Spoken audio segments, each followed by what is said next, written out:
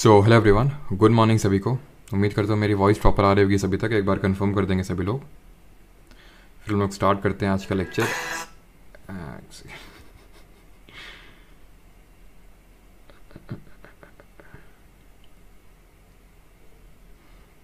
तो आज हम लोग स्टार्ट करने वाले हैं बायोलॉजी, और बायोलॉजी में हमारा पहला टॉपिक, पहला चैप्टर रहेगा जो कि हम देखेंगे सेल। ना कि बायोलॉजी की मम्मी कौन है, बायोलॉजी के पापा कौन है, ये सब हम नहीं देखेंगे। ये सब जो मिसलेनियस टाइप के क्वेश्चन है देखेंगे, बट लास्ट में मेन अभी हम कवर करेंगे सबसे पहले जो हमारे इंपॉर्टेंट चैप्टर्स हैं उनको। ठीक है, बायोलॉजी में सेल टॉपिक सबसे पहले हम लोग पढ़ने वाले हैं। गुड मॉर्निंग सभी को। अनुराधा, अपर्णा, बहुत जल्दी जल्दी कॉमेंट भाग रहे हैं। निखिल राज, ट्राइडेंट, गुड मॉर्निंग सभी को। देखो सर आ गए। अच्छा सर, आपकी बात करने हैं कैसे होगी, बात करनी है कैसे होगी, यहीं पे आप कमेंट में ही हो जाएगी।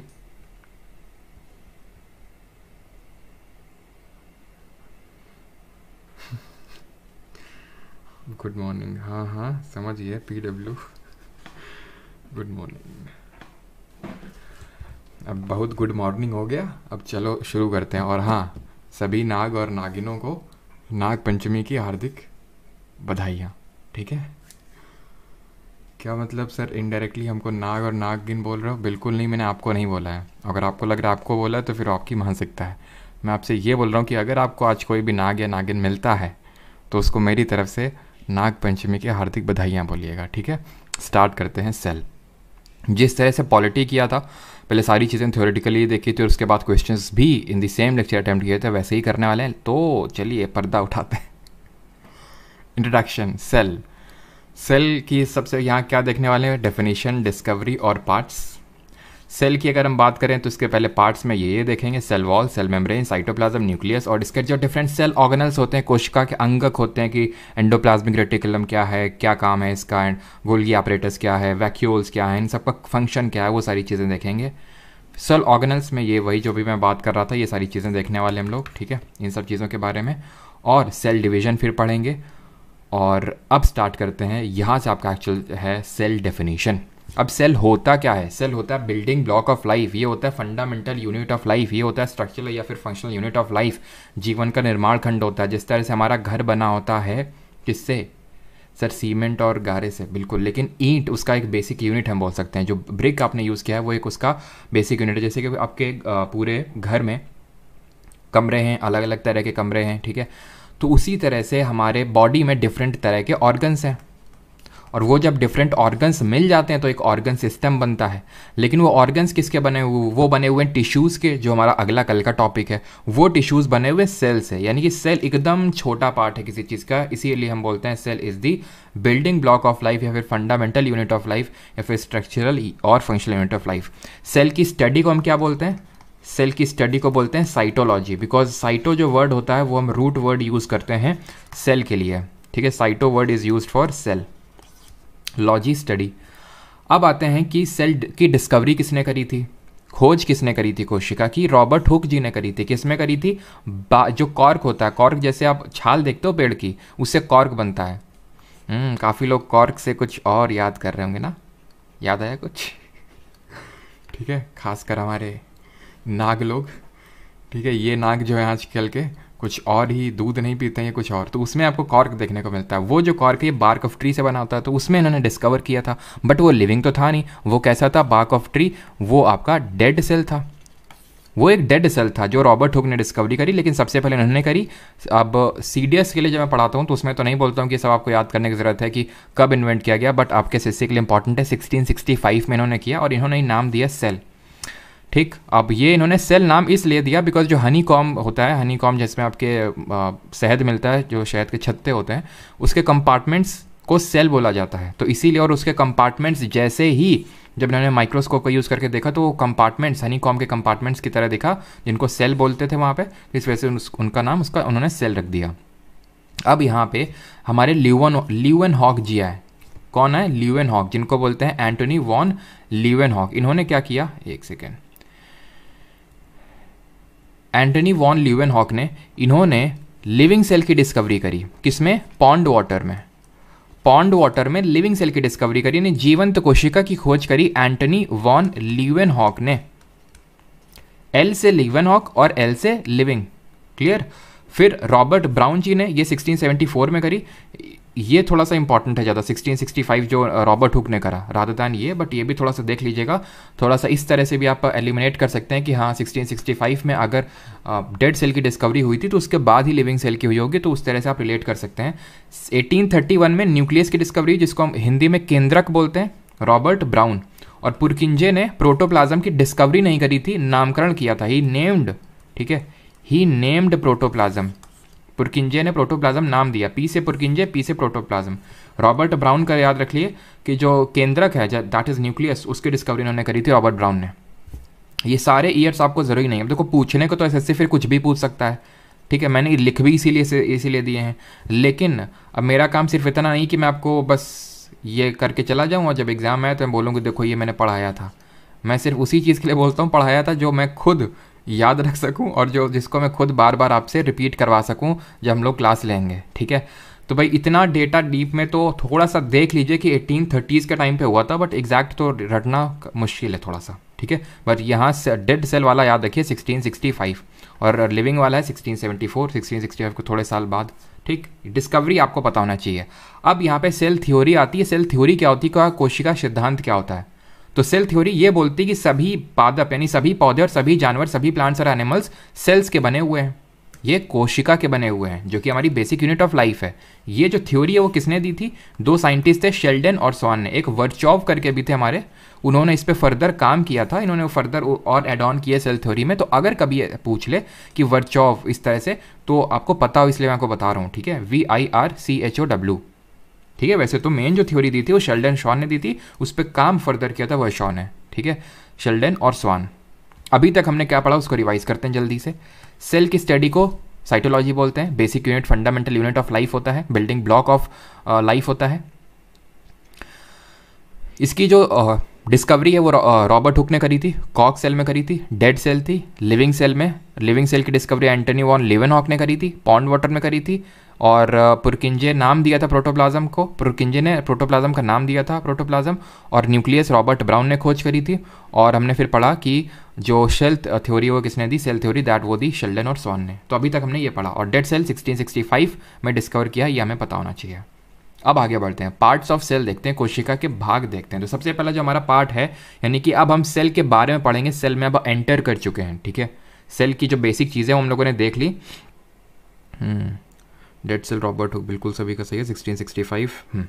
चलिए, तो अब आते हैं पार्ट्स ऑफ सेल में, ठीक है। तो मान लेते हैं ये हमारी सेल का एक बेसिक स्ट्रक्चर है, ठीक है। वैसे तो ये मैंने बेंजीन बना दिया, बट इसी तरह का थोड़ा सा आपका हनी कॉम का स्ट्रक्चर होता है, हनी कॉम लाइक स्ट्रक्चर, जो कंपार्टमेंट होते हैं उसी तरह भी हमने देखा स्ट्रक्चर होता है सेल का। तो अब हम इसमें खटखटाएंगे इसका दरवाज़ा कि खोलिए, हमें आपके बारे में पढ़ना है। SSC में आप सिलेबस में हैं, हमें आपके अंदर घुस के पढ़ना है। पहले तो आपके बारे में पढ़ेंगे, जो आप ये पूरे अपने अंदर पूरा मतलब सबको प्रोटेक्ट करके रखे हुए आपके अंदर इतने सारे लोग रह रहे हैं, उनके बारे में तो पढ़ेंगे, लेकिन सबसे पहले आपके बारे में पढ़ेंगे। तो सबसे पहले हमें ये मिलेंगे सेल मेम्ब्रेन, जिनका दरवाजा हम खटखटा रहे हैं, यानी कि ये बॉडी गार्ड हैं। ये सबसे बाहर हमें मिलेंगे। और ये बॉडी गार्ड क्या कर रहे होंगे?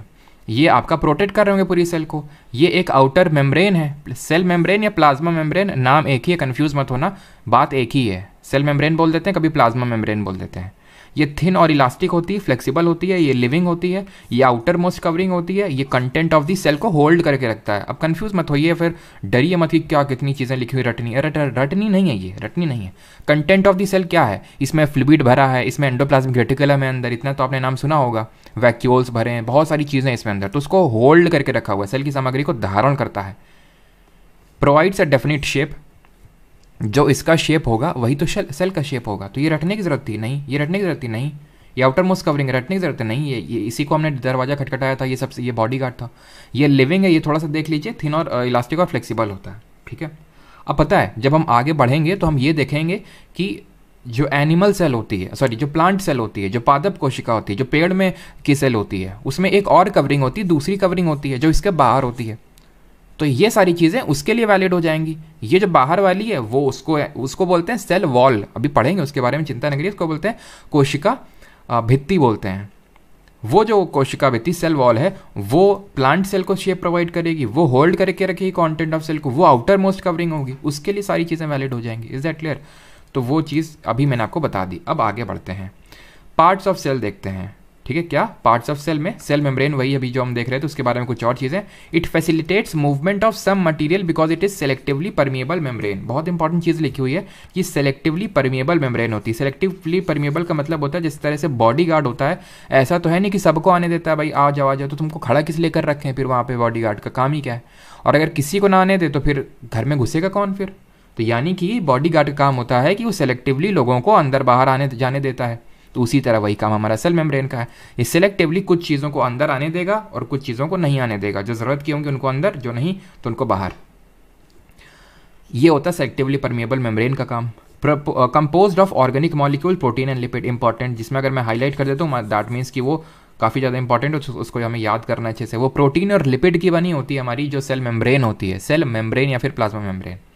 सेल वॉल अलग होती है, सेल मेम्ब्रेन अलग होती है, और सेल मेम्ब्रेन और प्लाज्मा मेम्ब्रेन में कोई अंतर नहीं है, एक ही चीज़ के दो नाम है। Flexibility enables the cell to engulf. जो फ्लेक्सिबिलिटी है, जो फ्लेक्सिबल है सेल, इसकी वजह से वो इंगल्फ कर पाता है। इंगल्फ का मतलब उतना इंपॉर्टेंट नहीं है, बस समझ लो इंगल्फ का मतलब होता है चीज़ों को अंदर लेना, बाहर से अंदर चीज़ों को खींच लेना, अपने अंदर खोपचे में ले लेना, उसको बोलते हैं इंगल्फ। ठीक, अब आते हैं डिफ्यूजन पे। ये क्या है डिफ्यूजन? ये कुछ नहीं है, ये ऑस्मोसिस को मुझे तुम्हें समझाना है, इसलिए डिफ्यूजन पहले पढ़ो। डिफ्यूजन क्या होता है वो भी समझो। Spontaneous movement of molecules from a region of high concentration to low concentration. पढ़ क्यों रहे हैं? ये तो केमिस्ट्री का टॉपिक है, हाँ, लेकिन पढ़ इसलिए रहे हैं बिकॉज ये सेल में भी होता है ऑस्मोसिस वगैरह। कैसे, अभी देखेंगे। यहाँ पे डिफ्यूजन क्या होता है? डिफ्यूजन होता है spontaneous movement of molecule from high concentration to low concentration. अगर तुमको ये, चलो ज्योग्राफी छोड़ दो, high concentration low concentration example देते हैं। तुमने अगरबत्ती एक कोने में जलाई है, फिर तुम्हारी मम्मी ने पूजा करी, धीरे धीरे धीरे धीरे वो पूरे आपके घर में फैल जाती है अगरबत्ती की जो स्मेल होती है, होता है।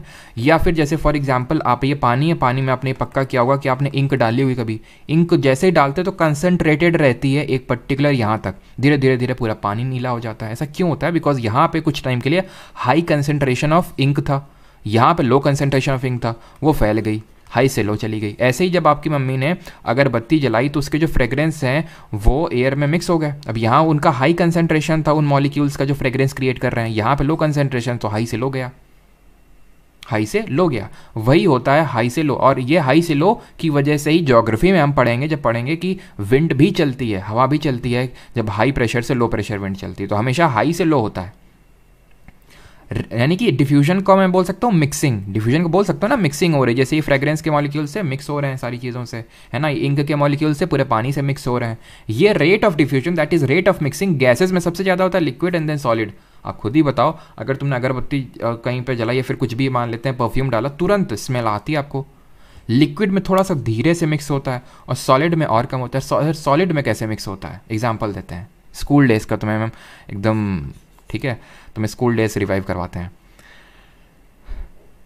मान लेते हैं तुम्हारे एकदम चमचमाता हुआ बोर्ड है, ठीक है, एकदम काला है ना, कुछ भी उसमें सफ़ेदी नहीं है, उसमें तुम्हारे टीचर ने लिखा, फिर उसको डस्टर से मिटाता है वो, ठीक है, तो उसमें क्या हो जाता है, वो क्या पूरी तरह से हट जाते हैं? नहीं, वो जो चॉक के सॉलिड पार्टिकल होते हैं वो डिफ्यूज़ हो जाते हैं ब्लैक बोर्ड में। सॉलिड डिफ्यूजन हो रहा है यहाँ पे, clear. Showed by small size substances, जो ये not that much important. Clear हो गया डिफ्यूजन। अब ये डिफ्यूजन से होता क्या है? डिफ्यूजन से ये जो हमारे सेल के अंदर CO2 O2 अंदर बाहर जो होता रहता है ना, वो डिफ्यूजन की वजह से ही हो पाता है। आपको पता है, जब हम आगे पढ़ेंगे कि सेल के अंदर ही आपकी एनर्जी वगैरह बनती है, ये हम रेस्पिरेशन चैप्टर में पढ़ेंगे। तो इस वजह से गैसेस का आना जाना बहुत इंपॉर्टेंट होता है। CO2 लीव्स दी सेल थ्रू डिफ्यूजन, तो इसलिए हमने डिफ्यूजन पढ़ा, क्योंकि CO2 ये अंदर बाहर जाती है हमारी सेल के अंदर, वो डिफ्यूजन से ही पॉसिबल हो पाता है। जैसे फॉर एग्जांपल सेल जो है लीव करती है CO2, क्यों? क्योंकि जब हमारा रेस्पिरेशन होता है, जैसे फॉर एग्जांपल यहाँ पे CO2 काफ़ी बन गई, हाई कंसेंट्रेशन हो गया, यहाँ लो कंसेंट्रेशन, सो हाई से लो चली जाएगी, बाहर निकल गई CO2। O2 का यहाँ पे लो कंसेंट्रेशन है, यहाँ ज़्यादा O2 कंसेंट्रेशन है, अंदर आ गई।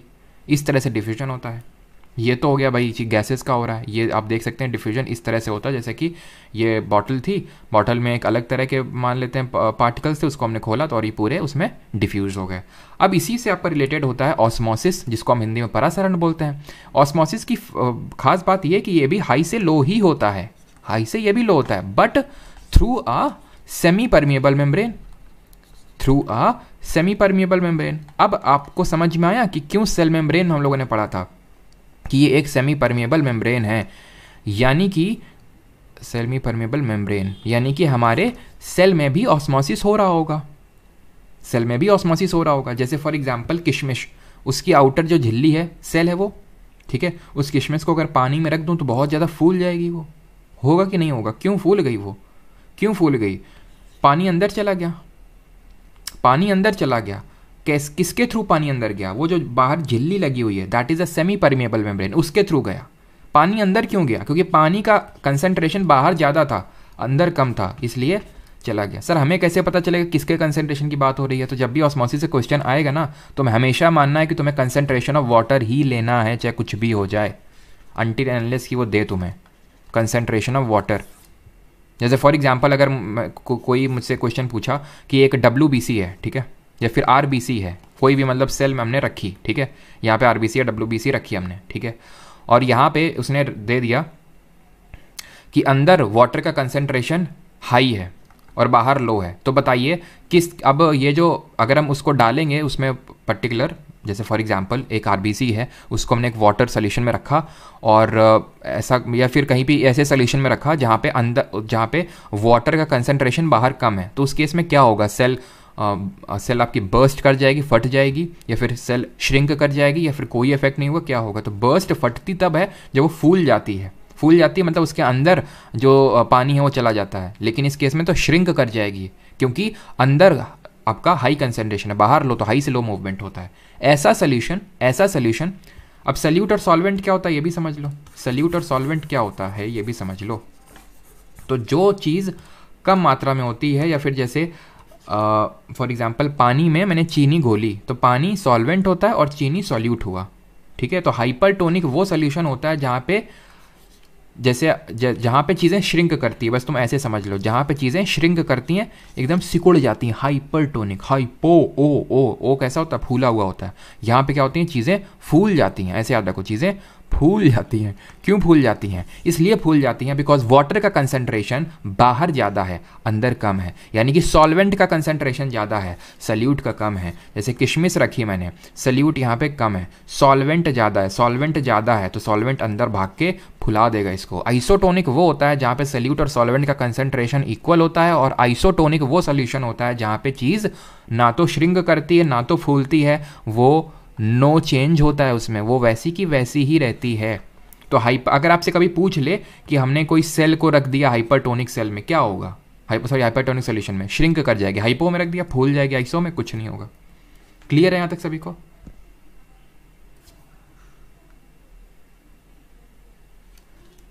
हाइपोटोनिक आपका डाइल्यूट सोल्यूशन, ठीक है, आइसोटोनिक आपका नॉर्मल सोल्यूशन होता है, और हाइपरटोनिक आपका कंसंट्रेटेड सोल्यूशन होता है, ठीक है। क्लियर हो गया यहाँ तक सभी को? कोई डाउट तो नहीं है? किसी का कोई यहाँ तक डाउट तो नहीं है? ऐप नहीं खुल रहा है, क्या दिक्कत आ रहा है? अब उसको एक बार अपडेट कर लो या तो जाके। मेरा भी फूल, अच्छा लगे हाथ टाइप्स भी बता देते। किसके टाइप्स? ये पता नहीं आज कमेंट ऊपर क्यों तुम लोग नहीं जा रहा, जैसे कि तुम्हारा कमेंट ऊपर चला गया तो नीचे नहीं आ रहा है, वो पता नहीं क्या दिक्कत हो गई आज।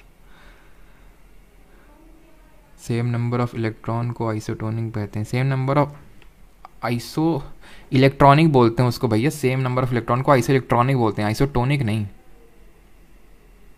क्लियर हो गया? ओके ठीक।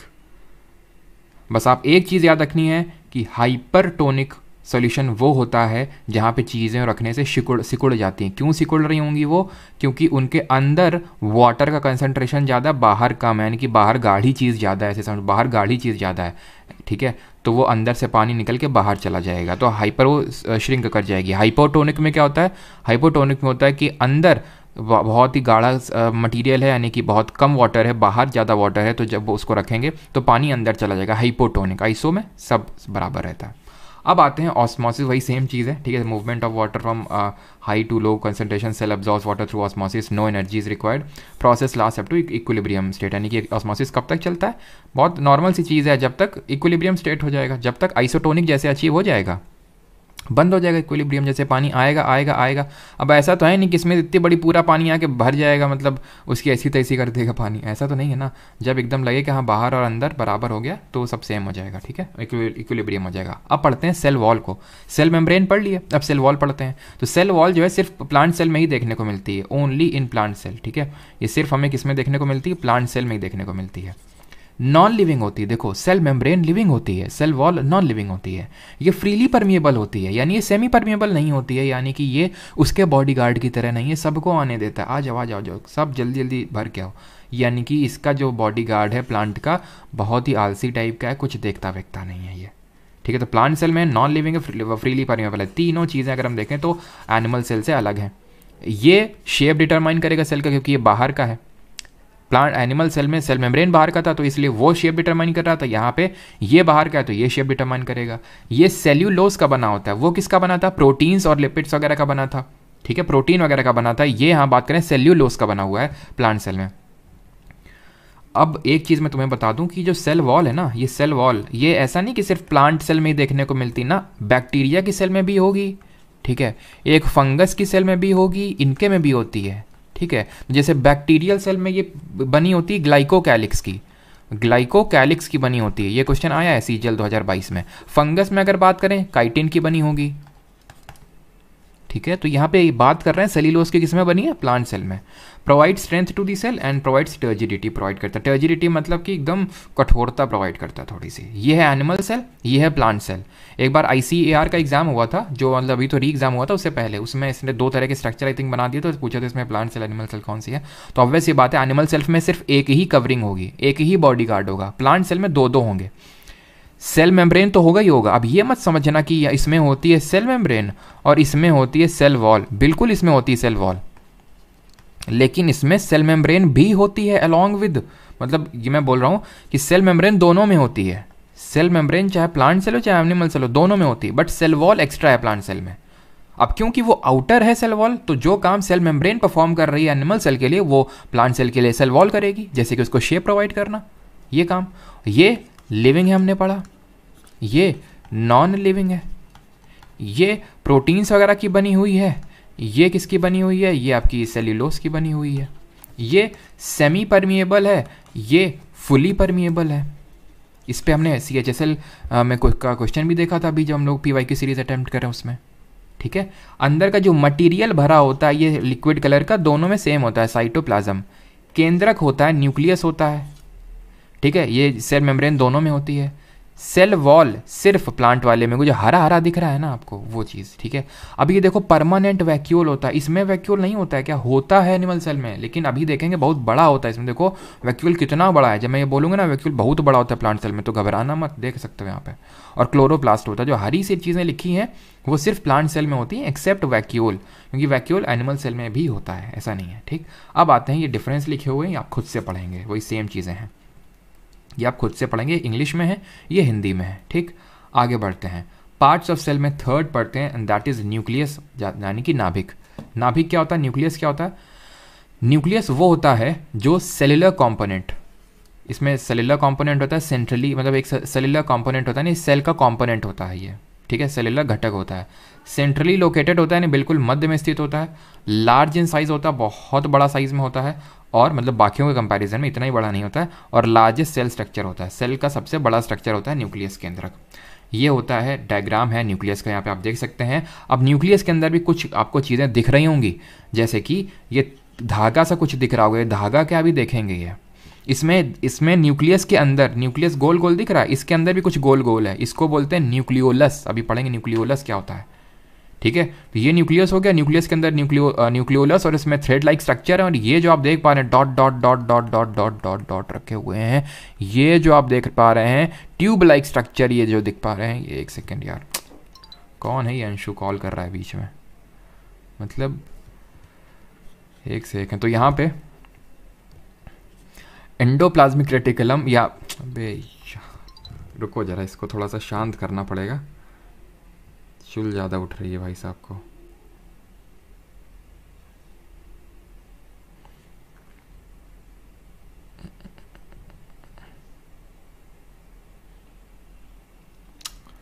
चलो, तो ये एंडोप्लाज्मिक रेटिकुलम यहाँ पे आप देख पा रहे होंगे ये रफ होता है। रफ क्यों होता है? बिकॉज यहाँ पे आप देख पा रहे होंगे ये राइबोसोम, ये जो डॉट डॉट स्ट्रक्चर आप देख पा रहे हैं वो अभी सारी चीज़ें हम पढ़ेंगे। ठीक है, तो न्यूक्लियस आप समझ गए। ठीक है, अब आते हैं कॉम्पोनेंट्स ऑफ न्यूक्लियस। तो न्यूक्लियस के दो कॉम्पोनेंट होते हैं, न्यूक्लियर एनवेलप और न्यूक्लियोप्लाज्म।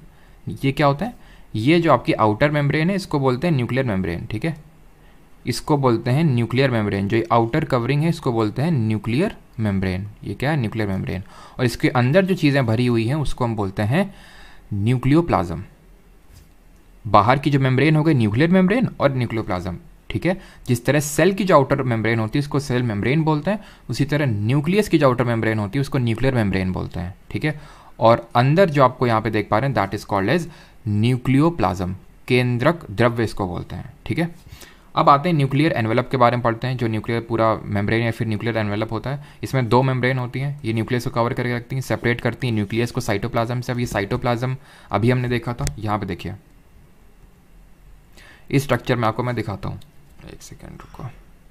ये जो स्ट्रक्चर था, यहाँ पे ये जो आप देख पा रहे हैं, जो भी मैं ये जो आप देख पा रहे हैं पूरा जो भरा हुआ है ये, इसको बोलते हैं साइटोप्लाज्म। ठीक है, इसको बोलते हैं साइटोप्लाज्म। अरे यार, मतलब कौन है ये बार बार मान नहीं रहा है? थोड़ा टाइम देंगे क्या? ज़रा थोड़ा सा इनको शांत करते हैं। रुकिएगा ज़रा थोड़ा, है ना।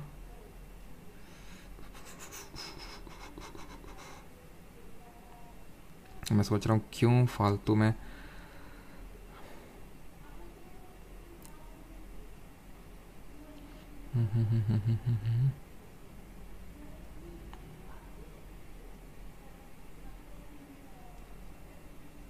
चलिए आगे बढ़ते हैं अभी।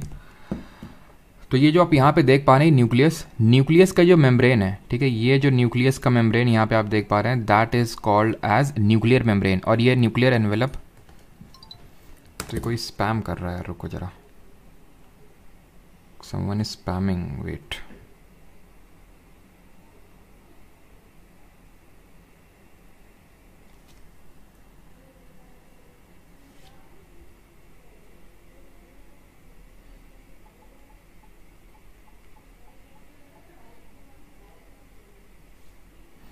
थोड़ा सा टाइम दीजिएगा। ठीक है, कोई क्लास को डिस्टर्ब करना चाह रहा है इंटेंशनली, ऐसा लग रहा है। एक को ब्लॉक कर रहा हूँ तो दूसरे उससे आ रहा है। एक सेकंड रुकिएगा।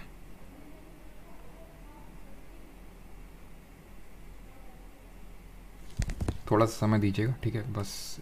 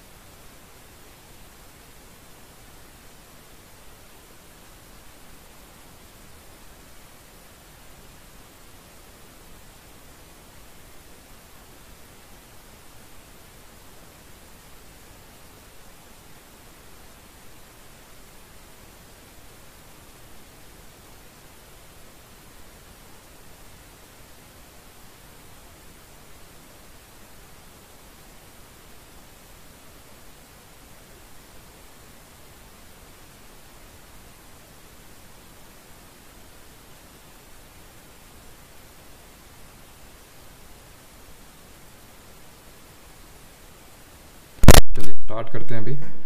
ठीक है, आई होप अभी वॉइस आ रही होगी प्रॉपर।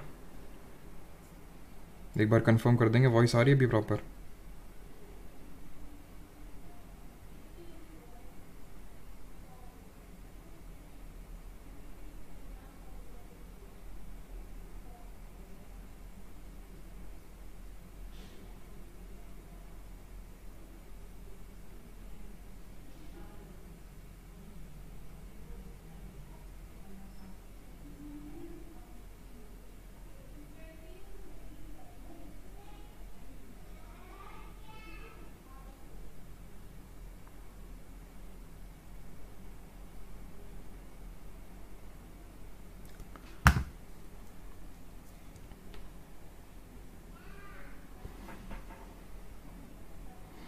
चलो अभी वॉइस आई थिंक प्रॉपर आ रही होगी।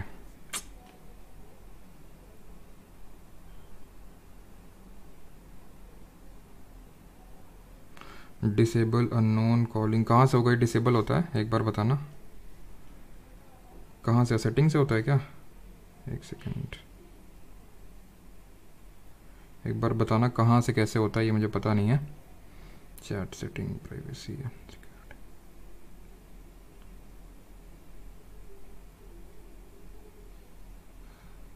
ओके ठीक है, अभी कोई डिस्टर्बेंस नहीं होगा। चलो, तो यहाँ पे हम लोग का न्यूक्लियस होता है।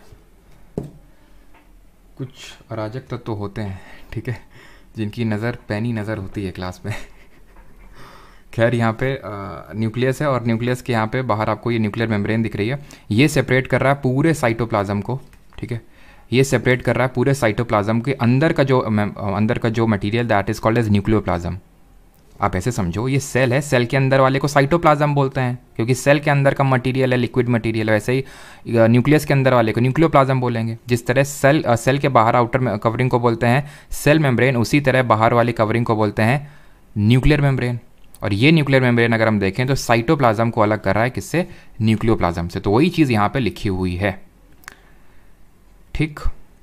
अब बढ़ते हैं आगे। क्लियर है यहाँ तक सभी को? बस, न्यूक्लियोप्लाज्म क्या होता है? लिक्विड ग्राउंड सब्सटेंस होता है। जिस तरह से साइटोप्लाज्म एक लिक्विड ग्राउंड सब्सटेंस होता है सेल के अंदर, उसी तरह न्यूक्लियस के अंदर ये होता है। ये न्यूक्लियर कवर्ड बाई, ये जो न्यूक्लियर एनवेलप होता है ना, न्यूक्लियर एनवेलप, उससे कवर्ड होता है पूरी तरह से। जिस तरह साइटोप्लाज्म सेल मेम्ब्रेन से कवर्ड होता है। न्यूक्लियोप्लाज्म के दो टाइप्स होते हैं, यानी न्यूक्लियोप्लाज्म में भी आपको न्यूक्लियोलस देखने को मिलेगा और क्रोमैटिन मटेरियल देखने को मिलेगा। अभी मैं बोल रहा था ना कि ये भाई हमारा गोल गोल न्यूक्लियस है, और गोल गोल न्यूक्लियस के अंदर ही गोल गोल न्यूक्लियोलस है। वो न्यूक्लियोलस ये हो गया, और जो धागा टाइप स्ट्रक्चर दिख रहा था ना, धागा, वो क्रोमैटिन मटेरियल था। अब हम पढ़ेंगे न्यूक्लियोलस को, तो 1 और मोर हो सकते हैं नंबर में। और ये राइबोसोम, ये होते हैं आपके राइबोसोम फॉर्मिंग सेंटर्स, यानी ये राइबोसोम के प्रोटीन फॉर्मिंग सेंटर्स होते हैं, बिकॉज इनमें आपको देखने को मिलता है राइबोसोम भी। कहाँ देखने को मिलता है वो भी मैं आपको दिखा देता हूँ, रुकिए। देखिए यहाँ पे जो आप dot dot dot dot structure दिख रहे हैं, ये राइबोसोम है। तो इस वजह से ये राइबोजेनेसिस में इन्वॉल्व होता है। राइबोजेनेसिस का मतलब होता है फॉर्मेशन ऑफ राइबोसोम्स। तो ये राइबोसोम किसके फॉर्मेशन में इन्वॉल्व होते हैं? प्रोटीन के। तो इसी वजह से इनडायरेक्टली मैं बोल सकता हूँ कि they are involve in the formation of proteins. Clear है? अब आते हैं क्रोमैटिन मटेरियल पे। तो क्रोमैटिन मटेरियल क्या होता है? क्रोमैटिन सामग्री entangled mass of thread like structures, यानी धागे जैसी संरचनाओं का उलझा हुआ द्रव्यमान होता है। ये धागे लाइक स्ट्रक्चर होते हैं, यानी कि ये थ्रेड लाइक स्ट्रक्चर होते हैं, उनको हम बोलते हैं chromatin material. During cell division, जब सेल डिवीजन होता है, यानी कि कोशिका विभाजन होता है, कैसे होता है, कितने टाइप से, वो हम देखेंगे इसी लेक्चर में। तो ये सेल डिवीजन के बाद ये क्रोमोसोम के फॉर्म में ऑर्गेनाइज हो जाते हैं। क्लियर? चलिए अब आते हैं क्रोमोसोम्स क्या होते हैं। तो क्रोमोसोम्स आपके थ्रेड लाइक स्ट्रक्चर्स होते हैं। जो आपके थ्रेड लाइक स्ट्रक्चर थे क्रोमैटिन, सेल डिवीजन के टाइम पे वो एंटैंगल्ड हो जाते हैं, एक आपस में पास पास आ जाते हैं, ऑर्गेनाइज हो जाते हैं। वो फर्दर आपके क्रोमोसोम बना देते हैं। ये सेल डिवीजन के टाइम पे विजिबल होते हैं। कॉम्पोनेंट होते हैं डीएनए और प्रोटीन।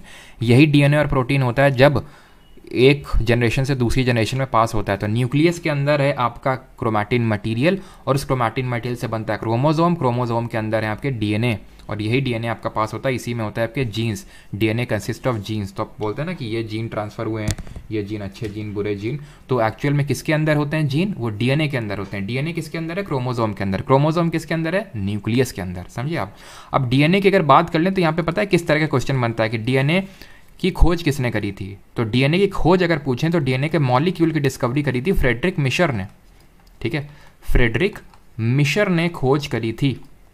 लेकिन अगर हम बात करें इसके डबल हेलिकल स्ट्रक्चर या फिर डबल हेलिक्स स्ट्रक्चर, जिसको द्विकुंडलीय संरचना बोलते हैं, ये वॉटसन और क्रिक ने करी थी। आगे लिखा भी होगा, ठीक है, वॉटसन और क्रिक ने करी थी। डबल हेलिकल स्ट्रक्चर जो इस तरह का होता है आपका डबल हेलिकल स्ट्रक्चर, उसको हम बोलते हैं वॉटसन और क्रिक ने उसका डिस्कवरी करी थी। कब करी थी? 1953 1953 में करी थी। Functional segment of DNA are called as genes, यानी जीन्स हमारे फंक्शनल सेगमेंट होते हैं डीएनए के। क्लियर है? और genetic information is transferred from one generation to another, यानी कि आनुवंशिक जानकारी एक पीढ़ी से दूसरी पीढ़ी में स्थानांतरित होती रहती है। क्रोमोसोम का स्ट्रक्चर यहाँ पे आप देख सकते हैं। क्रोमोसोम ये आपका न्यूक्लियस है अंदर, ये क्रोमोसोम, ठीक है, और क्रोमैटिड वगैरह बाकी आप देख सकते हो। ये सब लगा दिया ऐसे थोड़ा देखने में अच्छा लगे। जो एक मूवी नहीं थी, कौन सी, क्या नाम था उसका, गैंग्स ऑफ वासेपुर, एक डेफिनेट करके, डेफिनेट नाम था उसका, पता नहीं क्या नाम था। तो उससे पूछा था कि क्यों कर रहे हो, तो उसका एक जवाब होता था लग रहा है, डैश लग रहा है। वैसे ही बस आप समझ सकते हो, बाकी आपको समझाने के लिए ताकि थोड़ा सा आप समझ पाएँ, बाकी आपको बहुत ज़्यादा इसमें डीप में पढ़ने की ज़रूरत नहीं है ना। साइटोप्लाज्म क्या है, ये कोशिका द्रव्य होता है, ये प्लाज्मा मेम्ब्रेन यानी कि जो आपकी आउटर कवरिंग है और न्यूक्लियर एनवेलप के बीच में, ये न्यूक्लियर एनवेलप है, इसके बीच में जो भरा हुआ है उसको साइटोप्लाज्म बोलते हैं। अभी बताया, ये एक्वस ग्राउंड सब्सटेंस होता है ऑफ साइटोप्लाज्म, ठीक है। साइटोसोल क्या होता है, aqueous ground substance of cytoplasm, not that much important, ठीक है। Cell organelles are present in cytoplasm, तो जो हमारे डिफरेंट सेल ऑर्गेनल होते हैं, तो ये सेल ऑर्गेनल होते क्या हैं, endoplasm reticulum, Golgi apparatus, vacuole, ये सब सेल ऑर्गेनल होते हैं जो साइटोप्लाज्म में प्रेजेंट होते हैं, ठीक है। ये साइटोप्लाज्म है, ये आपका न्यूक्लियस है, ये आपका पूरा वैक्यूल है बड़ा सा जो आपको देख पा रहे हैं, ये आपका सेल मेम्ब्रेन कहलाता है, ये चिटिन की सेल वॉल बनी है, दैट मीन कि आपका फंगस का ये सेल है। फंगस का क्यों है, बिकॉज फंगस का ही जो सेल वॉल होता है वो काइटिन का बना होता है, फिर चिटिन जो भी आप बोलो। अब हम पढ़ते हैं टाइप्स ऑफ सेल। कोशिका के दो प्रकार होते हैं, एक प्रोकैरियोटिक होता है और एक यूकैरियोटिक होता है। अब इसके में क्या अंतर होता है, बस बेसिक अंतर आप समझिए कि जो प्रोकैरियोटिक होता है उसमें ज़्यादातर चीज़ें एब्सेंट रहती हैं, जैसे कि न्यूक्लियस, न्यूक्लियोलस, सेल ऑर्गेनल, ये सब एब्सेंट रहते हैं। वही सेम चीज़ें यूकैरियोटिक में प्रेजेंट रहती हैं। अब आप याद कैसे रखेंगे, क्योंकि ये प्रो होते हैं, जो लोग प्रो होते हैं उनको चीज़ों की नीड नहीं होती है। जैसे बोलते हैं ना, आप लोग टर्म का यूज़ करते हैं, भाई मैं प्रो हूँ, है ना। प्रो मतलब होता है कि उसको बहुत सारी चीज़ों की ज़रूरत नहीं होती है, वो सिर्फ कुछ ही चीज़ों में काम कर ले जाता है, यानी कि उसको इन चीज़ों की ज़रूरत नहीं है। अब मैं सिर्फ याद करने के पर्पज़ से आपको बता रहा हूँ प्रोकैरियोटिक, लेकिन एक्चुअल में वो उसका टर्मिनोलॉजी अलग है। जैसे कि हम इसको यूकैरियोटिक इसलिए बोलते हैं बिकॉज यू का मतलब होता है ट्रू, ठीक है, ट्रू, और कैरियोट का मतलब होता है न्यूक्लियस, यानी कि इसमें ट्रू न्यूक्लियस होता है। तो इसी वजह से nucleus present, nucleolus present, cell organelles present, but इसमें सारा एब्सेंट होता है। बस इतना ही याद रखना है आपको, बाकी चीज़ें नहीं याद रखनी है। साइज़ बस थोड़ा देख सकते हो अगर देखना है कि साइज़ प्रोकैरियोट का छोटा होता है और यूकैरियोट का थोड़ा बड़ा होता है। एग्जाम्पल्स भी पता होना चाहिए। हमारा जो प्लांट सेल, एनिमल सेल, वो सब यूकैरियोट में आएगा, क्योंकि हमारे प्लांट सेल, एनिमल सेल में तो सारे होते हैं ना सेल ऑर्गेनल। अभी आपने नहीं पढ़ा है, ठीक है, लेकिन अभी आप आगे पढ़ेंगे कि हमारे प्लांट और एनिमल सेल में सारे ऑर्गेनल देखने को मिलते हैं। लेकिन प्रोकैरियोट के अगर एग्जाम्पल की अगर मैं बात करूं तो इन एग्जाम्पल को याद रखना, बिकॉज ये एनसीईआरटी में लिखे हुए हैं। बैक्टीरिया हो गया आपका साइनो बैक्टीरिया हो गया, ठीक है, साइनो बैक्टीरिया। अभी साइनो बैक्टीरिया क्या होता है, यही होता है आपका ब्लू ग्रीन एल्गे के नाम से जाना जाता है, ठीक है। किस नाम से जाना जाता है, ब्लू ग्रीन, एक सेकेंड, ब्लू ग्रीन एल्गे। और एक और यहाँ पे एग्जाम्पल लिखना है, दैट इज माइकोप्लाज्मा। ये तीनों आपके एनसीईआरटी वाले एग्जाम्पल्स मैं आपको बता रहा हूँ, ठीक है। तो एग्जाम्पल्स याद करने हैं आपको, ये तो याद नहीं करना है। ये चीज़ जो मैंने लिखी यहाँ पे, ये तो आपको याद नहीं करनी पड़ेगी ना, बिकॉज मैंने आपको बता दिया कि ये प्रो है तो इनको सब कुछ एब्सेंट है, इनको कुछ की ज़रूरत नहीं, अपने आप काम कर लेते हैं। यहाँ प्रेजेंट प्रेजेंट प्रेजेंट हो जाएगा। एग्जाम्पल याद कर लीजिएगा आप, ठीक है। आगे बढ़ते हैं।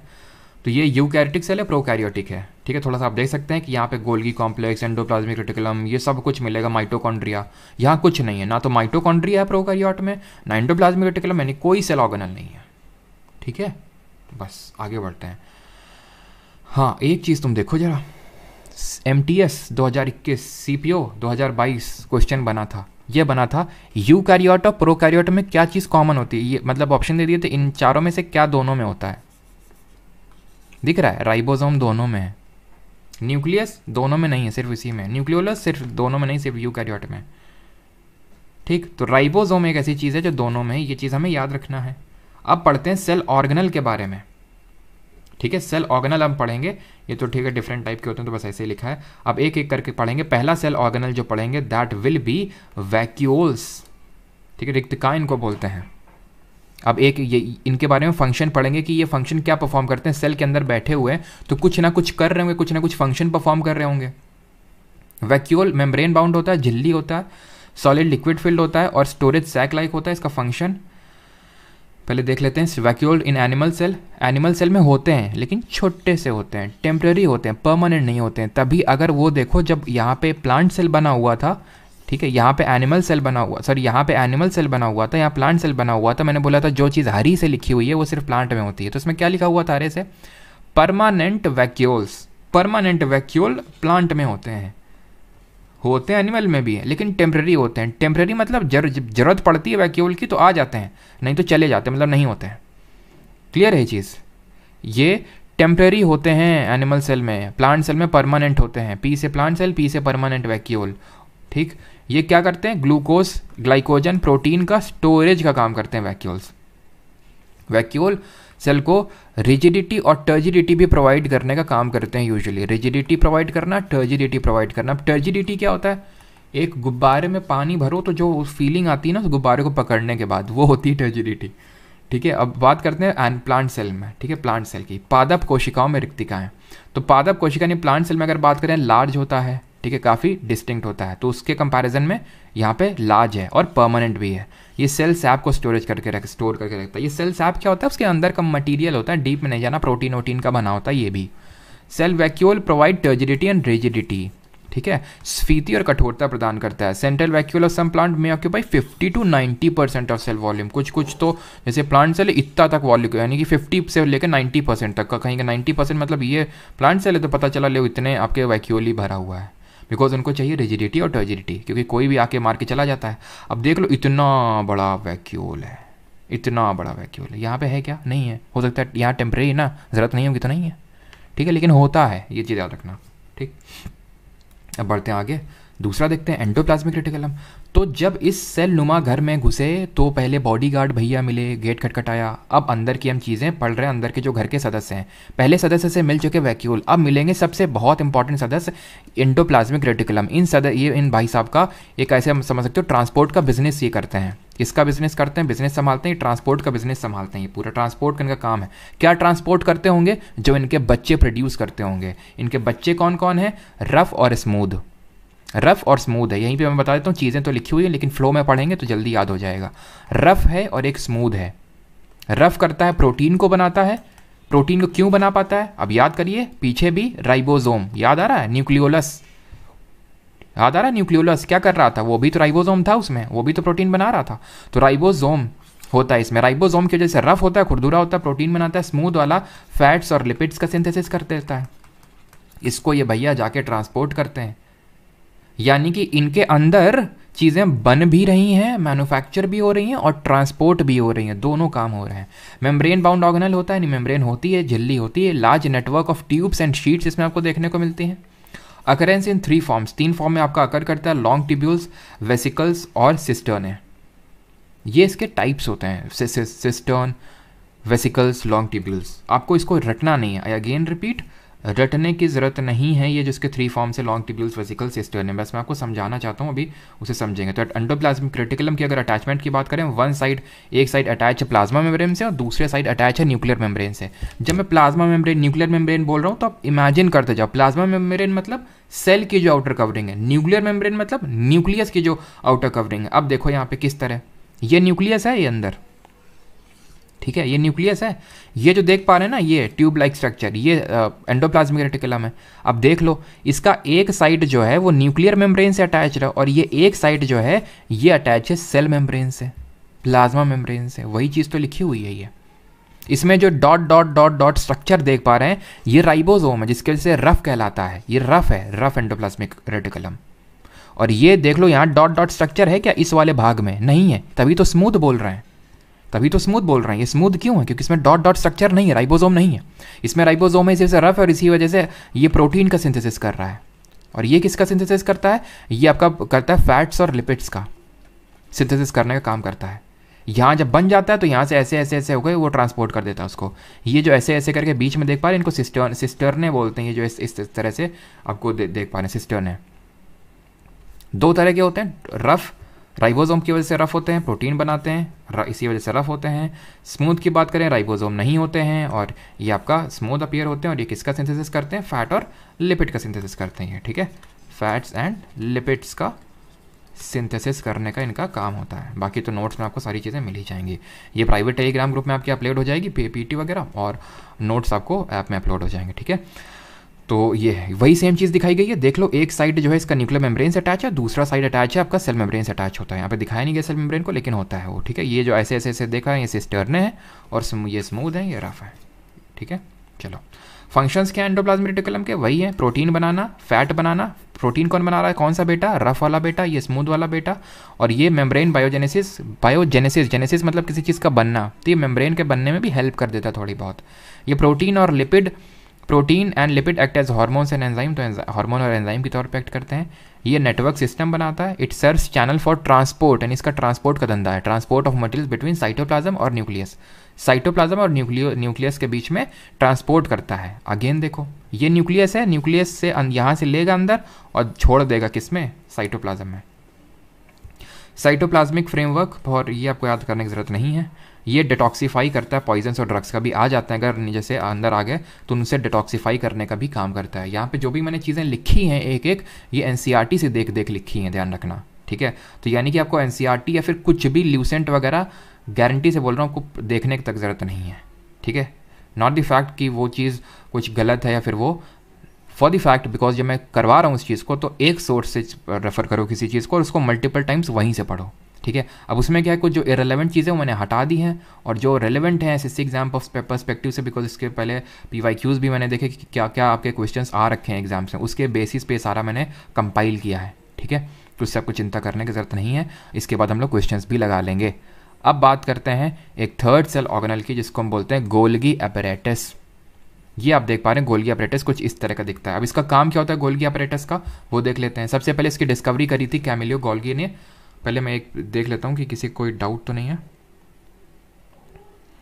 किसी का यहाँ तक कोई डाउट तो नहीं है ना, एक बार कंफर्म कर दो।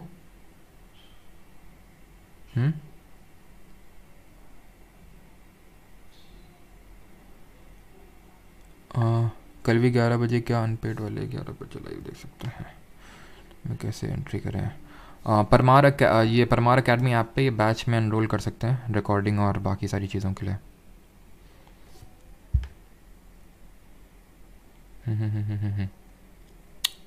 क्लियर है, ओके ठीक। चलिए, तो कैमिलियो गोल्गी ने किया था, तो ये नहीं पूछेगा बिकॉज नाम में इनके गोल्गी है। ये इससे consist system of membrane bound vesicle, cisternae और वैक्यूल्स होते हैं। इसमें सिस्टर्ने, इसमें भी आप देख लो वो घुमावदार स्ट्रक्चर नहीं, जैसे एंडोप्लाज्मिक रेटिकुलम में था, ऐसे ऐसे ऐसे ऐसे ऐसे ऐसे ऐसे करके सिस्टर्ने बोलते हैं उनको, ठीक है। यहाँ पे आप देख पा रहे होंगे इसमें एक सिस फेस होता है, सिस फेस ये, ट्रांस फेस ये। पता है क्या होता है? सिस फेस वो जहाँ से चीज़ों को लेता है अंदर, ट्रांस फेस वो जहाँ से छोड़ता है, ख़त्म, समझ गया। सिस फेस वो जहाँ से चीज़ें ले रहा है, ट्रांस फेस वो जहाँ से ये चीज़ें छोड़ रहा है। क्लियर? तो आप देख सकते हैं कि cisternae arrange parallel to each other, parallel ऐसे ऐसे ऐसे होते हैं। ये क्या याद करने की ज़रूरत है? नहीं, वो तो दिख रहा है। Cisternae arrange in stack like cisterns, याद करने की ज़रूरत है? नहीं। Present as freely distributed submit, इसमें डिक्टायोजोम के रूप में प्रेजेंट होते हैं, बस देख लो, ठीक है, डिक्टायोजोम के रूप में। इसमें दो फेसेस होते हैं, इसमें दो फेसेस होते हैं। It has two faces, cis face towards nucleus, nucleus की तरफ जहाँ से चीज़ें लेगा, trans face towards plasma membrane, जिस तरह हमारा एंडोप्लाज्मिक रेटिकुलम था ना, एक उसका फेस था न्यूक्लियस की तरफ और दूसरा था एंडोप्लाज्मिक रेटिकुलम की तरफ। तो ये जो इसकी तरफ है न्यूक्लियस की तरफ, उसको सिस बोल देते हैं। जो साइटोप्लाज्म या फिर सेल मेम्ब्रेन की तरफ है तो उसको हम ट्रांस फेस बोल देते हैं। फंक्शन क्या होता है?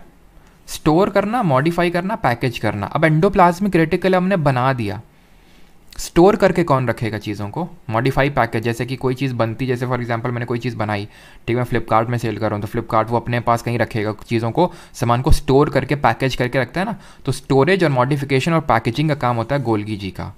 गोल्गी जी सिंपल शुगर को कॉम्प्लेक्स में बदलने का मादा रखते हैं और ये लाइजोसोम को भी बनाते हैं अपने यहाँ पे।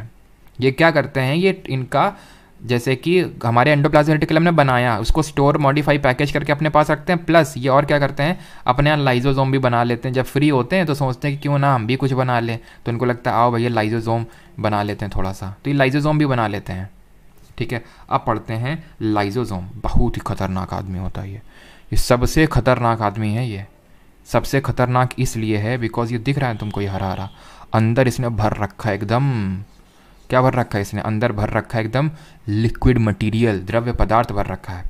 और ये देखता है, ये क्या होता है, जैसे फूफा जी टाइप नहीं होते हैं, मुंह फुला के बैठने वाले टाइप जो लोग बोल सकते हैं, तो वो टाइप ही लोग हैं ये क्या करता है कि फूल के बैठा हुआ है एकदम। जैसे इसको लगा, जैसे इसने देखा कि कोई सेल का ऑर्गेनल फंक्शन परफॉर्म नहीं कर रहा है, जैसे एंडोप्लाज्मिक रेटिकुलम नहीं कर रहा है, या फिर गोल्गी apparatus नहीं कर रहा है, या फिर वैक्यूल नहीं कर रहा है, फट जाता है। फटते ही इसका अंदर का मटेरियल निकलता है, सेल मर जाती है। सेल मर जाती है। इसने क्या किया, खुद को मारा, पूरी सेल को मार दिया, इसलिए इसको suicidal bag of the cell बोलते हैं। यहाँ पे लिखा है होगा यहाँ पे, ठीक है, कि इसको हम suicidal bag of the cell भी बोलते हैं। मेम्ब्रेन बाउंड ऑर्गेनल होता है, इसमें सारी मेम्ब्रेन होते हैं, तो ये रटने की ज़रूरत नहीं होती जो सेम चीज़ें होती हैं, ठीक है, इसमें भी मेम्ब्रेन होती है, ठीक है। फिल्ड विथ डाइजेस्टिव एंजाइम, नहीं होगा तो नोट्स देखना, तो नोट्स की ज़रूरत होगी नहीं होगी चलो मैं बाद में देखेंगे, ठीक है। फिल्ड विद डाइजेस्टिव एंजाइम, इसमें डाइजेस्टिव जो हाइड्रोलिटिक एंजाइम भरा था ना, उसी को डाइजेस्टिव एंजाइम बोलते हैं। डाइजेस्ट कर देता है, पूरे सेल को डाइजेस्ट कर लेता है, ठीक है, पचा लेता है। हाइड्रोलिटिक एंजाइम बोलो या फिर डाइजेस्टिव एंजाइम, बात एक ही है, ठीक। Enzymes are made by RER। Lysosome भैया को कौन बना रहे थे, गोल्गी भैया बना रहे थे। क्यों बना रहे थे, पैकेज डिस्पैचिंग करते करते थक गए, उन्होंने सोचा चलो हम भी कुछ प्रोडक्शन कर लेते हैं, तो लाइजोसोम का प्रोडक्शन कर लिया। लेकिन उसके अंदर का पानी नहीं बना पा रहे थे, हाइड्रोलिटिक एंजाइम नहीं बना पा रहे थे, कौन, गोल्गी भैया। तो गोल्गी भैया ने बोला कि जब तुम RER से, एंडोप्लाज्मिक रेटिकुलम से, कि जब तुम आना तो अपने जो बड़ा बेटा है तुम्हारा रफ एंडोप्लाज्मिक रेटिकुलम, तो उससे थोड़ा पानी ले आना, क्योंकि हम लाइजोसोम बनाते हैं उसमें ज़रूरत पड़ती है हाइड्रोलिटिक एंजाइम डालने की। तो बोलते हैं ठीक है। तो कहाँ बनता है hydrolytic enzyme, rough endoplasmic reticulum में। लेकिन लाइजोसोम कहाँ बनता है, वो बनता है आपका जो पूरा गोल्गी अपरेटस है वहाँ पे, ठीक। बाकी याद करने की ज़रूरत नहीं है, कॉम्प्लेक्स को सिंपल में, नॉट दैट मच इंपॉर्टेंट।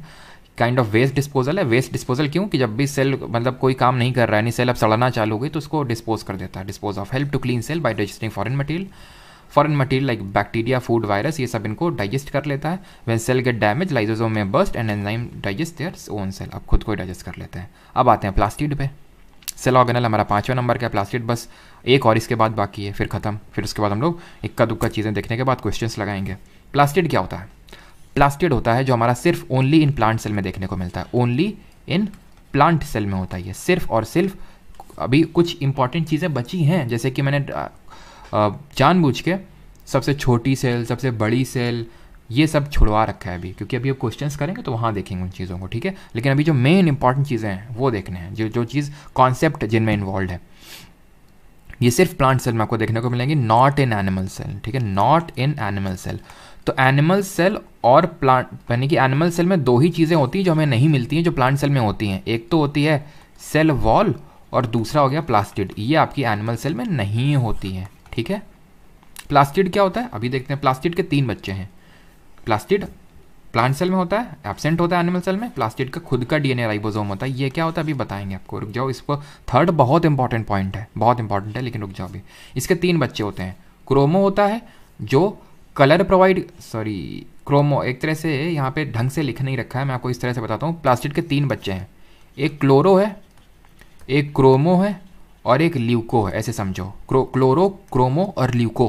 कहीं कहीं पे क्लोरो को क्रोमो का पार्ट दिखा दिया जाता है। तो जो क्लोरो होता है वो क्लोरोफिल होता है उसमें, इसलिए उसका नाम पड़ा क्लोरोप्लास्ट। जैसे क्लोरमिंट, क्यों क्लोरमिंट नाम पड़ा, क्योंकि उसको खाने के बाद दोबारा मत पूछना, ऐसा कुछ डायलॉग आता था ना, तो उसमें इस वजह से नाम पड़ा बिकॉज उसमें क्लोरोफिल होता था, ठीक है। खैर इसका नाम इसलिए पड़ा बिकॉज इसमें क्लोरोफिल है। क्लोरोफिल पिगमेंट में क्या होता है, मैग्नीशियम मेटल होता है, जो ये मादा रखता है कि, मतलब ये मादा रखता है कि वो क्या कर सकता है, सनलाइट को कैप्चर करके खाना बना सकता है, खुद का खाना बना सकता है। तो इसलिए क्लोरोप्लास्ट फूड के सिंथेसिस में इन्वॉल्व है, ठीक है।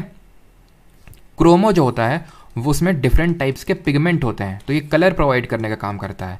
ये आपका फूड बना रहा है, ये कलर प्रोवाइड कर रहा है। और ल्यूकोप्लास्ट की अगर बात करें तो ल्यूकोप्लास्ट ये वाइट होता है और कलरलेस होता है, मतलब वाइट कहीं कहीं पर, कहीं कहीं पे कलरलेस होता है।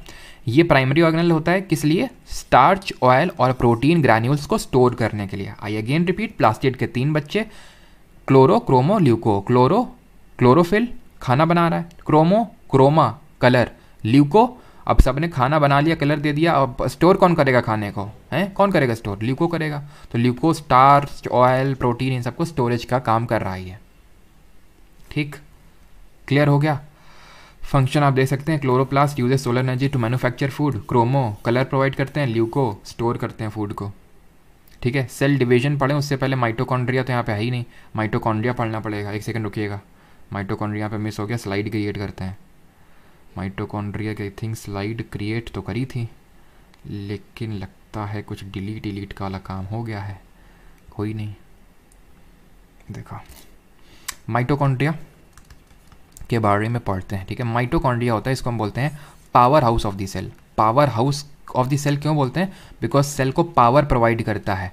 पावर क्या होती है? पावर मिलती है एनर्जी से।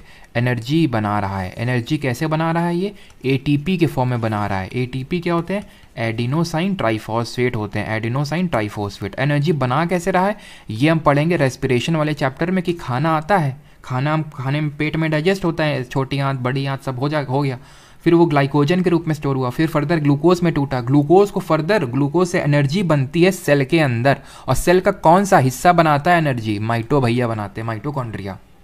इनमें दो मेम्ब्रेन होती हैं, दो मेम्ब्रेन्स होती हैं, एक आउटर होती है और एक इनर होती है। आउटर वाली जो होती है, आउटर, ये पोरस मेम्ब्रेन होती है, पोरस होती है। और इनर जो है ये एटीपी के सिंथेसिस में इन्वॉल्व होती है, एटीपी के सिंथेसिस में इन्वॉल्व होती है। क्लियर? दो मेम्ब्रेन है, आउटर पोरस, इनर एटीपी के सिंथेसिस में इन्वॉल्व है। Power house of the cell, power क्यों? क्योंकि एटीपी बना रहा है। एटीपी कब मिलता है? एटीपी तब मिलता है जब ग्लूकोज टूटता है, उससे एनर्जी बनती है, तो एटीपी भी हमें कुछ मिलते हैं, वो टाइप्स ऑफ रेस्पिरेशन में पढ़ेंगे। माइटोकॉन्ड्रिया का भी खुद का ओन डीएनए और राइबोसोम होता है, प्लास्टिड की तरह है। अभी देखे थे प्लास्टिड, बोले थे थर्ड पॉइंट बहुत इंपॉर्टेंट है, खुद का डीएनए राइबोसोम। पता है क्यों है खुद का डीएनए राइबोसोम? पहले ये माना जाता था कि बहुत साल पहले की बात है ये। क्या बात है? कि ये माइटोकॉन्ड्रिया और जो प्लास्टिड है सेल के अंदर नहीं हुआ करते थे, ये सेल के बाहर हुआ करते थे, एग्जिस्ट किया करते थे। फिर एक दिन सेल ने देखा, सेल की नज़र पड़ी, सेल बोला कहाँ घूम रही हो, इधर आओ। मतलब इन दोनों से बोला, प्लास्टिड और माइटोकॉन्ड्रिया से, कहाँ घूम रहे हो, अंदर आओ। अंदर ले लिया इनको।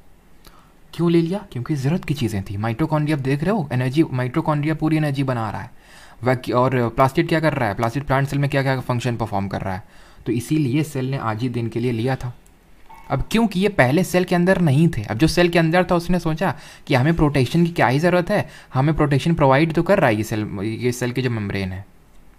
अगर आपने हिस्ट्री पढ़ी है तो याद करिए, हिस्ट्री पढ़ी तो आपको याद आ रहा होगा सब्सिडियरी अलायंस कॉर्नवालिस ने जो स्टार्ट किया था, उसमें क्या था कि हम तुम्हें फोर्स देंगे, तुम्हें खुद की फोर्स मेंटेन करने की ज़रूरत नहीं है। तो ऐसे ही था, सेल ने बोल रखा था सभी सेल ऑर्गेनेल को, तुम्हें खुद की मेम्ब्रेन की ज़रूरत नहीं है, तुमको हम दे रहे हैं ना सेल मेम्ब्रेन, क्या ज़रूरत है तुमको, आउटर मेम्ब्रेन की ज़रूरत नहीं है। ठीक है, ये तो रहते नहीं थे पहले अंदर, जब सेल ने ये बात बोली थी, जब एग्रीमेंट हुआ था इन सब के साथ। इसलिए खुद का इनका खुद डीएनए और खुद का राइबोसोम था, खुद का डीएनए और खुद का राइबोसोम ही अपना था। किसका? माइटोकॉन्ड्रिया और प्लास्टिड का। तो स्टोरी भी बता दी और रट भी लेना ये कि माइटोकॉन्ड्रिया और प्लास्टिड का खुद का डीएनए और राइबोसोम होता है। अब हमारे सेल ऑर्गेनल हो गए खत्म। अब हम अपना आखिरी टॉपिक पढ़ेंगे and that is cell division. इसके बाद क्वेश्चंस लगाएंगे। क्लियर है यहाँ तक सभी को? किसी कोई डाउट तो नहीं है सेल ऑर्गेनल में? परमार ऐप पे Hindi notes sir, Parmar app में हिंदी नोट्स, हाँ बैच के तो हिंदी नोट्स मिलते हैं, बाकी जो पीवाईक्यू सेशन है उसका भी मैं कोशिश करवाऊँगा।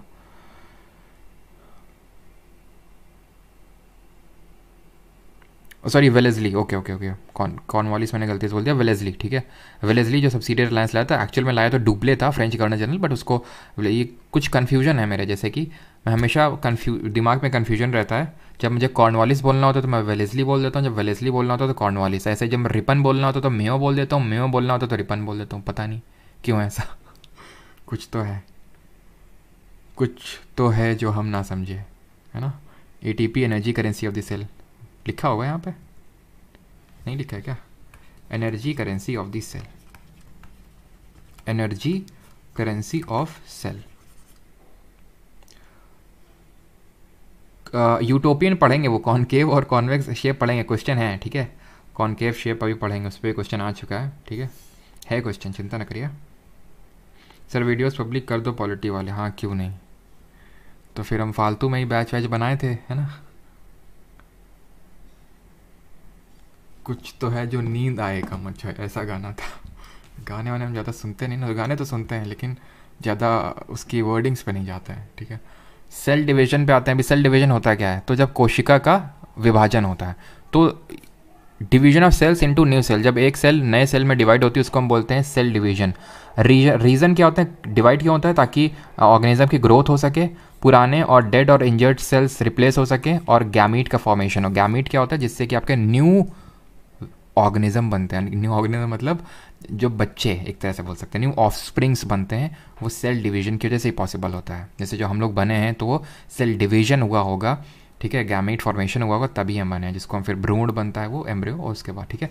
तो ये दो तरह का होता है, माइटोसिस और मीओसिस। माइटोसिस और मीओसिस में अंतर क्या होता है? देखो, एक चीज़ मैं आपको बताना भूल गया, एंड दैट इज़ कि इस चीज़ को यहाँ पे नोट करिएगा। यहाँ पे जल्दी से आते हैं इस पे, जब मैं आपको क्रोमोसोम पढ़ा रहा था तो क्रोमोसोम पे आप एक चीज़ नोट करेंगे, और ये चीज़ ये नोट करनी है आपको कि जो क्रोमोसोम होता है, कहाँ है यार ये क्रोमोसोम? तो जो क्रोमोसोम कहाँ गया भाई? क्रोमोसोम काफ़ी पीछे पड़ गया था क्या? एक सेकंड रुकिएगा। ये क्रोमोसोम में एक चीज़ नोट करिएगा कि टोटल क्रोमोसोम कितने होते हैं। तो एक चीज़ यहाँ पे नोट करिएगा कि टोटल जो क्रोमोसोम होते हैं आपके 23 पेयर्स ऑफ क्रोमोसोम्स होते हैं, ठीक है। 23 पेयर्स ऑफ क्रोमोसोम्स हम लोग की बॉडी में एग्जिस्ट करते हैं, और ये 23 पेयर्स में 22 होते हैं ऑटोसोमल, ठीक है, ऑटोसोमल क्रोमोसोम्स होते हैं, और एक पेयर होता है सेक्स क्रोमोसोम का। मैं पेयर का यूज़ कर रहा हूँ, पेयर में, एक पेयर में दो चीज़ें आती हैं। अगर मैं बोल रहा हूँ 23 पेयर्स ऑफ क्रोमोसोम्स है, यानी क्रोमोसोम्स की टोटल संख्या 46 होगी, 46 होगी। और ये जो सेक्स वाला पेयर है, सेक्स क्रोमोसोम, ये होता है आपका XY। अगर XY होता है तो ये होता है आपका मेल का, और XX जो होता है वो होता है एक फीमेल का क्रोमोसोम, ठीक है। ये जब हम हेरिडिटरी एंड एवोल्यूशन वाला चैप्टर पढ़ेंगे तो वहाँ पे देखेंगे कि लड़का होता है, लड़की होता है, ये कैसे डिसाइड होता है, ये हम वहीं पे चीज़ें देखेंगे, ठीक है। अभी आ जाते हैं नीचे, क्लियर है? तो अभी हमें आना है कहाँ पे? यहाँ पे। तो ये सोमैटिक सेल्स में होता है, ये आपका जर्म सेल्स में होता है, ये न्यूक्लियस, ये जो याद करने वाली चीज़ें उनको बता दूंगा अभी, बट अभी थोड़ा सा देख लेते हैं। ये ओनली वंस या 2 बार डिवाइड होती है, तो बिल्कुल नहीं देखना है। Daughter cells are diploid, diploid मतलब डॉटर सेल्स 2 इसमें देखने को मिलती है। Daughter cells are haploid, haploid मतलब एक पेयर, इसमें 2 पेयर, इसमें एक पेयर डॉटर सेल्स के। No crossing over takes place, crossing over takes place. 2 daughter cells are produced, 4 daughter cells are produced. अब माइटोसिस मियोसिस में जो मेन अंतर होता है वो यही होता है कि जो माइटोसिस होता है इसमें एक पेरेंट सेल होती है, ये फर्दर 2 डॉटर सेल्स में कन्वर्ट होती है। इसमें भी एक पेरेंट सेल 2 डॉटर सेल्स में कन्वर्ट हुई, बट ये फर्दर 2 और 2 में और फिर क्लासीफाई हो जाती है, यानी कि जो एक पेरेंट सेल है यहाँ पे, एक पेरेंट सेल 4 डॉटर सेल्स में कन्वर्ट हो रही है कि नहीं? ये मियोसिस में हो रहा है। और यहाँ पे क्या हो रहा है? एक पेरेंट सेल अगर हम बात करें तो ये कन्वर्ट हो रहा है 2 डॉटर सेल्स में। तो यहाँ पे जो पॉइंट्स लिखे हुए हैं इसके डिफरेंस में, ये सारे आपको याद नहीं करने। कौन कौन से देखने? ये वाला, ये वाला और ये वाला, ठीक है, 3। कि ये सोमैटिक सेल्स में होता है, ये जर्म सेल्स में जो जर्मिनेट करते हैं, फिर जहाँ से आपके गैमीट का फॉर्मेशन होता है, ठीक है, जो आपके नॉर्मल सेल्स में होता है। और ये जो आपके जर्म सेल्स जो रिप्रोडक्शन में इन्वॉल्व होती हैं, ठीक है, जो आपके इन्वॉल्व होती हैं, इन्वॉल्व इन रिप्रोडक्शन, ठीक है, क्लियर है? इसमें एग और स्पर्म सेल्स आपकी बनती हैं, सारी चीज़ें। अब यहीं पे चलो बता भी देते हैं कि जो एग सेल होती है ह्यूमन में, ये लार्जेस्ट सेल होती है ह्यूमंस में। इंसानों में सबसे बड़ी कोशिका होती है। और जो स्पर्म सेल होती है, स्पर्म जो मेल्स में होती है, एग किस में होता है? फीमेल्स में होता है। स्पर्म किस में होता है? मेल में होता है। ये स्मॉलेस्ट सेल होता है, ठीक है, स्मॉलेस्ट सेल होता है ह्यूमन बॉडी में। वैसे तो हमारा लार्जेस्ट की अगर बात करें तो एक जो ऑस्ट्रिच का अंडा होता है वो 1 सेल का होता है, ऑस्ट्रिच का जो एग होता है, and that is the largest cell.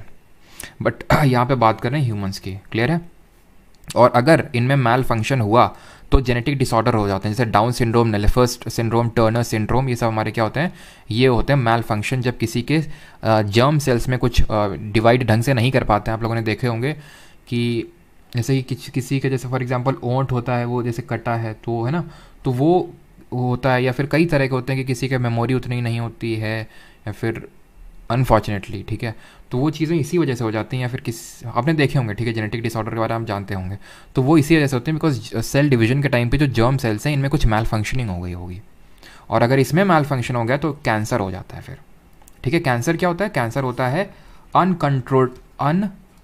Uncontrollable cell division, यानी सेल बिना कंट्रोल के डिवाइड किए जा रही हैं, बिना मतलब रुक ही नहीं रही हैं, that is called as cancer. Animal plant cell में क्या डिफरेंस होती है? अगेन वही सेम चीज़ है, मैं रिपीट नहीं करने वाला हूँ, आप इसको खुद से देखेंगे। And the last thing is endocytosis. क्या होता है?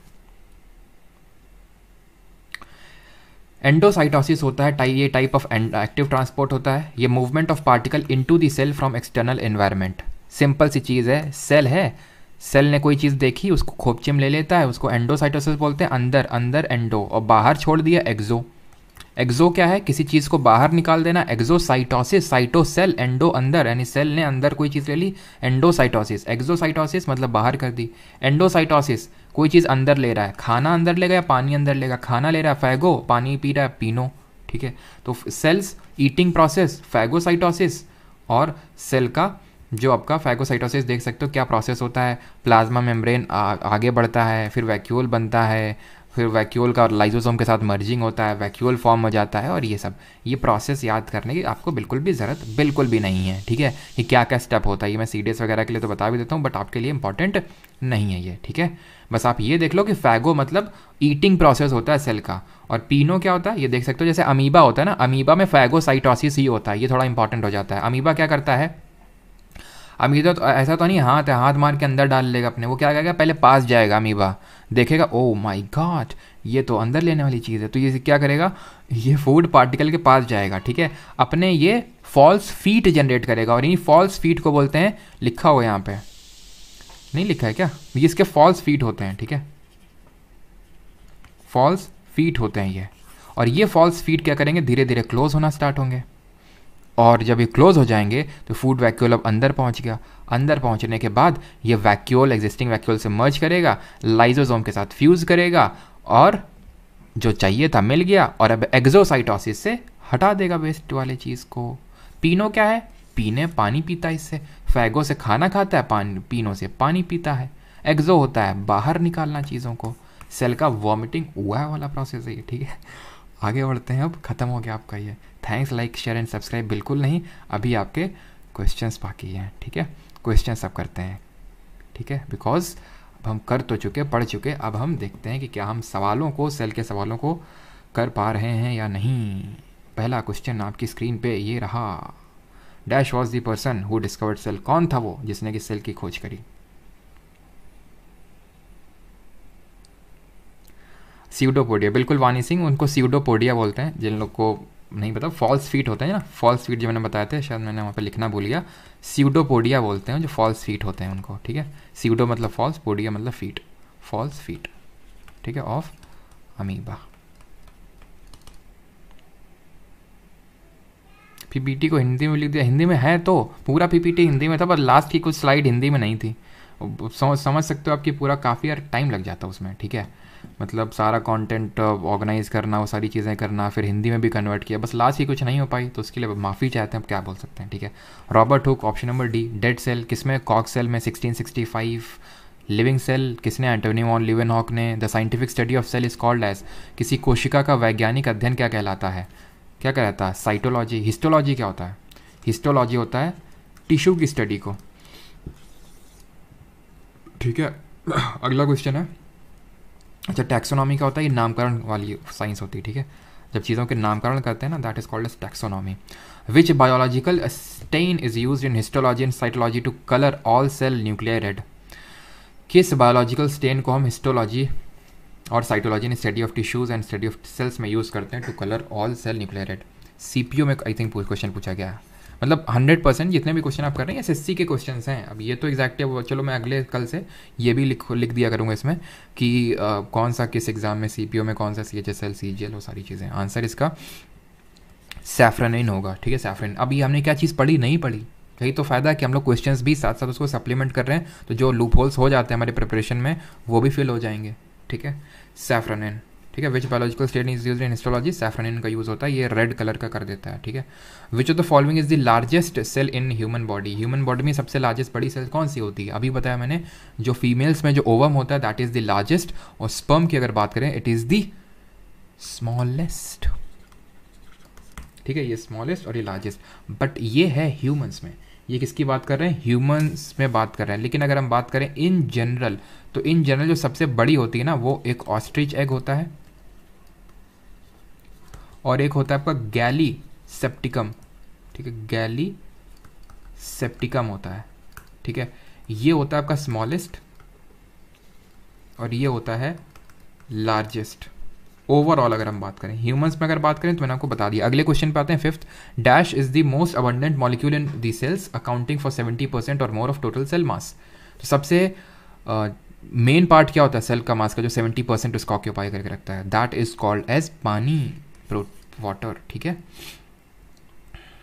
आगे बढ़ते हैं, ठीक है। जो आपका साइटोप्लाज्म है ना, साइटोप्लाज्म भरा हुआ है, साइटोप्लाज्म का मेन कॉन्स्टिट्यूएंट आपका होता है पानी, वाटर। तो इसी वजह से सेल का जो 70% मास है वो वाटर से बना हुआ है। Which cell organelle is found in both in eukaryotic and prokaryotic cell, बताइए कौन दोनों में होता है, यूकैरियोटिक में भी होता है, प्रोकैरियोटिक में भी होता है। राइबोसोम, गोल्गी बॉडीज, माइटोकॉन्ड्रिया, फिर लाइसोसोम। बताइए आंसर जल्दी से, करवाया था मैंने अभी आपको। यू प्रो है तो सर हर चीज़ एब्सेंट है। Cell organelle, membrane bound cell organelle absent है, माइटोकॉन्ड्रिया सब कुछ एब्सेंट है। इनमें क्या है, न्यूक्लियस एब्सेंट है, ठीक है, न्यूक्लियस भी एब्सेंट है, न्यूक्लियोलस भी एब्सेंट है, ठीक है, न्यूक्लियोलस सब कुछ एब्सेंट है, इनमें सारी चीज़ें प्रेजेंट है, ठीक है। दोनों में कॉमन क्या था, राइबोसोम था, दोनों जो प्रोटीन सिंथेसिस में इन्वॉल्व होता है। Identify the component found in eukaryotic cell, इनमें से कौन सा सिर्फ आपको यूकैरियोटिक सेल में देखने को मिलेगा। रहना खातून, सुमित, रेजिलियंट, आलोक, एस्क्वेशिट, बिल्कुल सबका सही है। तो यहाँ पे अगर हम बात करें यूकैरियोटिक में, यूकैरियोटिक मतलब true nucleus, only in true, ठीक है। ये यूकैरियोटिक में नहीं होता, क्या होता है, लेकिन सिर्फ यूकैरियोटिक में ही होता है, ये पूछ रहा है। ये तो प्रोकैरियोटिक में भी होता है, ठीक। अब बात करें यहाँ पे न्यूक्लियर मेम्ब्रेन, न्यूक्लियस जो होता है वो ये है आपका न्यूक्लियर मेम्ब्रेन, ठीक है। क्यों, क्योंकि न्यूक्लियस और न्यूक्लियोलस प्रोकैरियोटिक में नहीं होते हैं, और न्यूक्लियोलस होगा तभी तो न्यूक्लियर मेम्ब्रेन होगी, न्यूक्लियोलस ही नहीं होगा तो न्यूक्लियर मेम्ब्रेन कहाँ से होगी, न्यूक्लियस ही नहीं होगा तो न्यूक्लियर मेम्ब्रेन कहाँ से होगी। तो इस वजह से ऑप्शन नंबर सी यही सिर्फ आपका उसमें होता है, ठीक है। साइटोप्लाज्म, प्लाज्मा मेम्ब्रेन दोनों उसमें होगी। थोड़ा सा आप दिमाग लगाइए, कैसे दिमाग लगाइए, ये यूकैरियोटिक सेल है, ये प्रोकैरियोटिक सेल है, कैसे था अंतर भाई, आउटर कवरिंग तो दोनों में होगी ना, ये तो दोनों में होगी। साइटोप्लाज्म जो ये लिक्विड मटेरियल है ये भी तो दोनों में होगा, बस मेम्ब्रेन बाउंड ऑर्गेनल और न्यूक्लियस और न्यूक्लियोलस ये नहीं होते हैं प्रोकैरियोटिक में। Not correct about plant cell, कौन सा गलत है, ठीक है। तो cell wall of a plant cell is made up of cellulose. तो इसमें देखिए काफ़ी सारे क्वेश्चन है सेल टॉपिक में, तकरीबन 40+ क्वेश्चन है। तो कुछ क्वेश्चन हम क्लास में करेंगे, अभी ये पीपीटी अपलोड हो जाएगी, आप खुद से करेंगे, और फिर कुछ इन्हीं क्वेश्चन से, क्योंकि मैंने प्राइवेट टेलीग्राम पे जब लाइव लिया था तो स्टूडेंट्स का ये था कि उन क्वेश्चंस के आंसर बता दिया करिए जो आप मतलब हमें करने के लिए देते हैं। तो क्या करेंगे, उन्हीं क्वेश्चन से कल स्टार्ट करेंगे। उसके दो फायदे होंगे, आपको आंसर से पता चल जाएंगे, और दूसरा फ़ायदा ये होगा कि हमारा रिवीजन भी हो जाएगा जब हम अगले टॉपिक पे बाउंस अप मतलब जंप करेंगे कल टिश्यूज़ पे, उससे पहले हमारा सेल भी रिवाइज हो जाएगा, because revision is very very important. तो not correct. Cell wall of a plant cell is made up of cellulose, सही है। The plant cell can not divide by mitosis, गलत है। मैंने कुछ ऐसा बताया माइटोसिस के बारे में जब मैं बता रहा था, नहीं बताया ना। तो थोड़ा सा ट्रस्ट किया करिए जो आपने चीज़ें पढ़ी हैं उन पे। A plant cell usually contains a large vacuole, 50 to 90% cell volume occupy कर सकता है, परमानेंट होता है, जो कि एनिमल में परमानेंट नहीं होता है। Generally all plant cells contain chloroplast, generally सभी में होता है, क्योंकि जनरली सभी प्लांट अपना खुद का खाना बनाते हैं। क्लोरो नहीं होगा तो फिर खाना कैसे बनेगा। क्रोमो क्या करता है, कलर प्रोवाइड करता है। ल्यूको क्या करता है, स्टोर करता है फैट वगैरह को, ऑयल्स को, ठीक है। Identify an option that does not represent prokaryotic cell, इनमें से प्रोकैरियोटिक सेल को कौन रिप्रेजेंट नहीं कर रहा है, बताओ। Mycoplasma, blue green algae, sperm, या फिर ल्यूरो न्यूमोनिया लाइक ऑर्गेनिज्म। माइकोप्लाज्मा मैंने भी एग्जाम्पल दिया था, ब्लू ग्रीन एल्गे भी दिया था, ठीक है। और आपका ल्यूरो न्यूमोनिया लाइक ऑर्गेनिज्म, लाइक मतलब कि बैक्टीरिया टाइप में भी होगा, स्पर्म में नहीं होगा। इसको आप गेस भी कर सकते हैं, स्पर्म ह्यूमंस में होते हैं और स्पर्म यानी कि एनिमल सेल है, एनिमल सेल में तो not present in prokaryotic. Identify an option that is not present in prokaryotic, ठीक है। ये प्रोकैरियोटिक वाले हैं और ये आपका यूकैरियोटिक वाला। यूकैरियोटिक मैंने एग्जांपल दिया था ना, plant cell, animal cell. Sperm किस में होता है, हमारे ह्यूमंस में होता है ना, मतलब मेल में होता है ना, तो हम ह्यूमंस है ना, मेल ठीक है। तो इसको आप एलिमिनेट कर सकते थे वैसे, तो वैसे भी, और वैसे मैंने एग्जाम्पल भी दिए थे। ब्लू ग्रीन एल्गे मतलब साइनोबैक्टीरिया है ना, और ये एक्चुअल में एक तरह से बैक्टीरियल सेल में भी आपका कैसा होता है, बैक्टीरियल सेल प्रोकैरियोटिक होता है, ठीक। 10th, in plant cell dash are primarily organelles in which material such as starch, oil, protein granules are stored. कहाँ स्टोर होते हैं, प्लास्टिड का कौन सा बच्चा होता है, ल्यूको वाला होता है। प्लास्टिड क्या करता है, प्लास्टिड का खुद का डीएनए राइबोसोम होता है, और कौन होता है जिसका खुद का डीएनए राइबोसोम होता है, बताइए जल्दी से। अगला, which of the following cell organelles are not present in animal cell, इनमें से एनिमल सेल में कौन सा नहीं होता है, बताइए। Ribosome, plastid, lysosome, mitochondria. Obvious सा है प्लास्टिड में, प्लास्टिड आपका एनिमल सेल में नहीं होता है।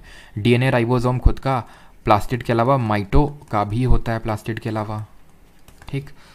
माइटोकॉन्ड्रिया आगे बढ़ते हैं। लाइसोसोम क्या होते हैं? Suicidal bag of the cell, hydrolytic enzyme होता है इनमें।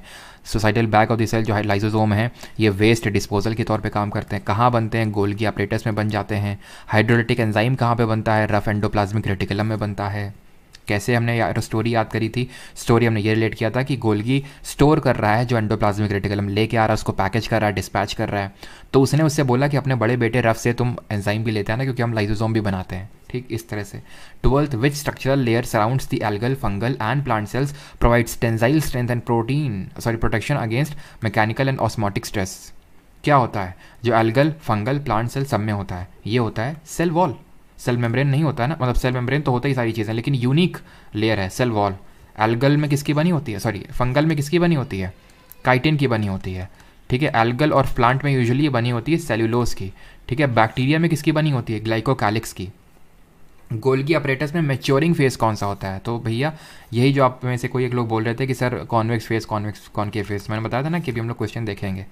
तो गोल्गी अपरेटस में दो फेजेस होते हैं, एक कॉन्वेक्स और कॉनकेव। जो मैच्योरिंग फेस होता है ना वो कॉनकेव वाला फेस होता है, ये ध्यान रखना। जो मैच्योरिंग फेस होता है वो कॉनकेव वाला फेस होता है गोल्गी अपरेटस में। Golgi apparatus concave, Golgi apparatus concave maturing. A group of ribosome attach to mRNA is known as. A group of ribosome जो कि आपका mRNA से अटैच्ड है। क्या क्वेश्चन आ रहा है डाउट? सर राइबोसोम कहाँ कहाँ होता है? राइबोसोम आपका होता है न्यूक्लियोलस और रफ एंडोप्लाज्मिक रेटिकुलम में, जो कि आपके प्रोटीन की सिंथेसिस में इन्वॉल्व हैं। A group of ribosomes attach to mRNA is known as. Option आपके क्या है? पॉलीपेप्टाइड, पॉलीमर, पॉलीजोम या फिर मोनोमर। तो सही आंसर क्या होगा? पॉलीजोम होगा इसका सही आंसर। पॉलीजोम है जो आपके mRNA से अटैच्ड है। Group of ribosome attach to mRNA, polysome. थोड़ा सा रट्टाफिकेशन वाला क्वेश्चन है। ठीक है, अगले क्वेश्चन पे आते हैं। ये क्वेश्चन को जरा करिए, match the column A with column B. Matching का क्वेश्चन है, करिए मैच जल्दी से। Mitochondria, ribosome, nucleus, lysosome, protein synthesis, regulation of activity of a cell, digestive system of cell या फिर एनर्जी ट्रांजिशन। तो माइटोकॉन्ड्रिया की अगर बात करें क्या करता है? ये एनर्जी बनाता है, एनर्जी जनरेट करता है, डी हो जाएगा। राइबोसोम क्या करता है? प्रोटीन का सिंथेसिस करता है। न्यूक्लियस क्या करता है? न्यूक्लियस ये करता है regulation of activity of cell, इसीलिए इसको ब्रेन ऑफ सेल भी बोलते हैं। न्यूक्लियस को क्या बोलते हैं? Brain of cell. तो ये चीज़ याद रखिएगा, ये रेगुलेट करता है पूरी सेल की एक्टिविटी को, सबको देखता है जाके, घर का बड़ा बुजुर्ग है, सबको जाके देखता है हर कोई फंक्शन परफॉर्म कर रहा है कि नहीं कर रहा है। और लाइसोसोम क्या है? वो थोड़ा सनकी टाइप आदमी है, देखेगा कोई काम नहीं कर रहा, फट जाएगा, हाइड्रोलिटिक एंजाइम जो कि डाइजेस्टिव एंजाइम होता है उसको डाल देता है। ठीक है, तो लाइसोसोम है आपका क्या करता है? Digestive system of cell. तो DABC यानी कि ऑप्शन नंबर डी यहाँ पे आंसर होगा। Which membrane bound cell organelle consists of a small sac like structure surrounded by a single membrane, serves as the cell's digestive system, allowing material taken from outside the cell to degrade and digest obsolete compounds of the cell। कौन से हैं जो काम करना बंद कर गए हैं? डाइजेस्ट, ये कीवर्ड है, आपको ये बताने के लिए काफ़ी है कि lysosome suicidal bag of the cell है। कौन सा सेल ऑर्गेनेल है? Is an overlapping membranes sac with ER-like thickness that helps in processing and packaging protein and lipid molecule, especially stable protein। Which cell organelle is an overlapping membranes, ठीक है, has an overlapping membrane sac with ER-like thickness that help in processing and packaging protein and lipid। कौन करता है processing और packaging का काम? Golgi apparatus जो होते हैं। ठीक, अगले क्वेश्चन पे आते हैं, जो क्या करते हैं और जो आपका ये भी करते हैं कि ये लाइसोसोम को बनाते हैं, लाइसोसोम को ही बनाते हैं। और लाइसोसोम का हाइड्रोलिटिक एंजाइम कहाँ बनता है? RER। The dash principally performs the function of packaging materials to be delivered either to the intracellular targets और सेलेक्टेड आउटसाइड द सेल। कौन करता है पैकेजिंग और डिस्पैचिंग का काम? अगेन गोल्गी अपरेटस या फिर गोल्गी बॉडीज, जिसको कैमिलियो गोल्गी ने उसको इन्वेंट किया था। सारे क्वेश्चन हो रहे हैं ना अभी आसानी से, बिल्कुल अभी है, हम लोग को एक दो क्वेश्चन से बीच में मिल जाते हैं जो हम लोगों ने नहीं पढ़े, तभी तो क्वेश्चन कर रहे हैं। Which thin flexible barrier separates the internal environment of the cell from the extra cellular fluid. बताओ कौन सा थिन फ्लेक्सिबल बैरियर है जो बाहर के मटेरियल को अंदर के मटेरियल से सेपरेट कर रहा है? Cytoplasmic membrane, restriction barrier, nuclear envelope या फिर प्लाज्मा मेम्ब्रेन? कौन सी आपकी मेम्ब्रेन है? थिन फ्लेक्सिबल बैरियर, थिन है, separate internal environment of cell. Nucleus की बात नहीं हो रही, तो न्यूक्लियर एनवेलप को आप हटा सकते हैं। रिस्ट्रिक्शन बैरियर कुछ पढ़े नहीं पढ़े? एक्स्ट्रा सेलुलर फ्लूइड से अलग करता है। साइटोप्लाज्मिक मेम्ब्रेन या फिर प्लाज्मा मेम्ब्रेन, ये होती है आपकी सेल मेम्ब्रेन या फिर प्लाज्मा मेम्ब्रेन, उसको हम बोलते हैं। Which of the following cell organelles functions both as passage way for intracellular transport and as manufacturing surface. निम्नलिखित में से कौन सा कोशिकांग अंतः कोशिकीय परिवहन के लिए मार्ग और विनिर्माण सतह दोनों के रूप में काम करता है। आसान क्वेश्चन है ये, थोड़ा सा टाइम लीजिए अपना। यानी कि ये ट्रांसपोर्ट भी कर रहा है और मैन्युफैक्चर भी कर रहा है। याद आ रहा है आपको एंडोप्लाज्मिक रेटिकुलम, इसके दोनों बच्चे जो मैन्युफैक्चर कर रहे हैं रफ वाला प्रोटीन और स्मूथ वाला फैट्स एंड लिपिड, उसको ट्रांसपोर्ट करने का काम करता है। स्टोर कौन करता है? Golgi apparatus. और लाइसोसोम को बनाता है। Lysosome suicidal bag of the cell, mitochondria power house of the cell. 21। चलिए कुछ और क्वेश्चन कर लेते हैं, 4-5, ठीक है, मैक्सिमम 4-5 क्वेश्चन और करेंगे, उसके बाद बाकी के जो आपके होमवर्क होंगे। विच ऑफ द फॉलोइंग स्टेटमेंट, क्योंकि अभी तो आप कर ही ले जाएंगे फ्लो में, अब तो आप एकदम प्रो बन चुके हैं सेल में, लेकिन कल तक आपको चीज़ें याद रहती हैं नहीं, दैट मैटर्स, बिकॉज 24 आवर में ये चीज़ आप अपने से काफ़ी लोग जानते होंगे कि 24 घंटे के अंदर मेमोरी का सबसे ज़्यादा डेप्लीशन होता है। इस वजह से बहुत इंपॉर्टेंट है कि 24 घंटे के अंदर आप एक रिवीजन करें। अब आप में तो मुझे उतना विश्वास है नहीं, तो इस वजह से मैं खुद ही कल रिवीजन कराऊंगा क्लास के स्टार्ट में through the questions. It is a large network of membrane bound tubes and sheets. Endoplasmic reticulum बिल्कुल मैंने बताते हैं membrane bound tubes like structure होता है। It is similar in structure to the plasma membrane. Plasma membrane से similar structure है? बिल्कुल नहीं। प्लाज्मा मेम्ब्रेन तो बस इस तरह से थे ना, झिल्ली के रूप में। एंडोप्लाज्मिक रेटिकुलम कैसे थे? ऐसे सिस्टर्ने उसमें थे। इनका कहीं सेम है क्या structure? 22 dash is known as energy currency of the cell, यानी कि ऊर्जा मुद्रा के रूप में किसे जाना जाता है? DNA, ADP, ATP, RNA, adenosine triphosphate. कहाँ बनते हैं? माइटोकॉन्ड्रिया में बनते हैं। 23 सेलेक्ट द करेक्ट स्टेटमेंट, सही कथन का चयन करें। There are only 2 basic component of cell, cytoplasm and nucleus. The cytoplasm and nucleus are enclosed within the cell membrane, also contain called the plasma membrane. The membrane separates ribosomes and mitochondria of the cell. The plasma membrane does not allow inward movement of the substance. Only extreme keyword है, सिर्फ 2 ही basic component होते हैं, cell, cytoplasm और nucleus. नहीं, cell membrane जो होता है वो भी आपका एक बेसिक कंपोनेंट ही है। बेसिक का मतलब है वो ऑलमोस्ट आपको ज़्यादातर हर सेल में देखने को मिलता है। गलत हुआ। The cytoplasm and nucleus are enclosed within the cell membrane और also called as plasma membrane. Cytoplasm और न्यूक्लियस जो है एनक्लोज्ड होते हैं आपके within the cell membrane, जिसको हम प्लाज्मा मेम्ब्रेन बोलते हैं। अच्छा, the membrane separates ribosome and mitochondria of a cell. The membrane separates, कौन सी membrane? The membrane separates the ribosome and mitochondria of a cell. ये भी आपको गलती होगा, ये कोई ऐसी मेम्ब्रेन नहीं होती है। The plasma membrane does not allow inward movement of the substance. बिल्कुल करती है, इसी को तो एंडोसाइटोसिस बोलते हैं, इसी को तो एंडोसाइटोसिस बोलते हैं। तो ये सही कैसे होगा? ये भी गलत हुआ। बचा क्या आपका? Option number B. ठीक है, अगले क्वेश्चन पे आते हैं 24। Which of the following statement is about mitochondria is correct? इनमें से कौन सा स्टेटमेंट सही है? Mitochondria is present only in bacteria. Mitochondria is present in all living cell. Mitochondria is not bound by any membrane. Mitochondria without outer membrane is called as mitoplast. बताइए।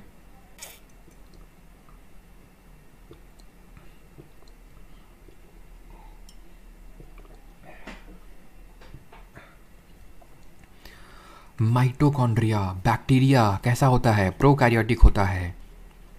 Prokaryote है, pro है मतलब इसमें membrane bound cell organelle नहीं होंगे, mitochondria नहीं होगा, तो ये गलत हो गया। Mitochondria is present in all living cell. Bacterial cell भी लिविंग सेल होती है, इसमें तो नहीं है, तो ये भी गलत हो गया। Mitochondria is not bound by any membrane. थी तो आउटर मेम्ब्रेन थी, तो इसमें जो पोरस थी, इनर मेम्ब्रेन थी वो एटीपी बना रही थी, आउटर मेम्ब्रेन पोरस थी, तो है तो ये तीनों गलत हो गए। चौथा सही, यानी कि mitochondria without outer membrane is called mitoplast. तो आपने नई चीज़ सीख ली यहाँ पे कि वो माइटोकॉन्ड्रिया जिसमें आउटर मेम्ब्रेन नहीं होती इसको माइटोप्लास्ट बोलते हैं। तो याद रट लो इसको भी, माइटोप्लास्ट। माइटोप्लास्ट जिसमें कोई बाहर की मेम्ब्रेन नहीं है माइटोकॉन्ड्रिया में, तो माइटोप्लास्ट। माइटो से माइटोकॉन्ड्रिया और माइटो से माइटोप्लास्ट। क्लियर? माइटोप्लास्ट, देखो कितना अच्छा नाम है माइटोप्लास्ट। क्यों अच्छा नाम है? अच्छा नाम इसलिए है क्योंकि देखो माइटो से माइटोकॉन्ड्रिया, प्लास्ट से प्लास्टिड, और दोनों के पास डीएनए और राइबोसोम होता है खुद का, है कि नहीं? आगे बढ़ते हैं 25। In animal cells which membrane bound cell organelles are generally smaller and help to separate waste products. Animal cell में ये छोटे छोटे होते हैं और वेस्ट प्रोडक्ट को भी सेपरेट करने में काम करते हैं। कौन होते हैं ये छोटे छोटे जो होते हैं?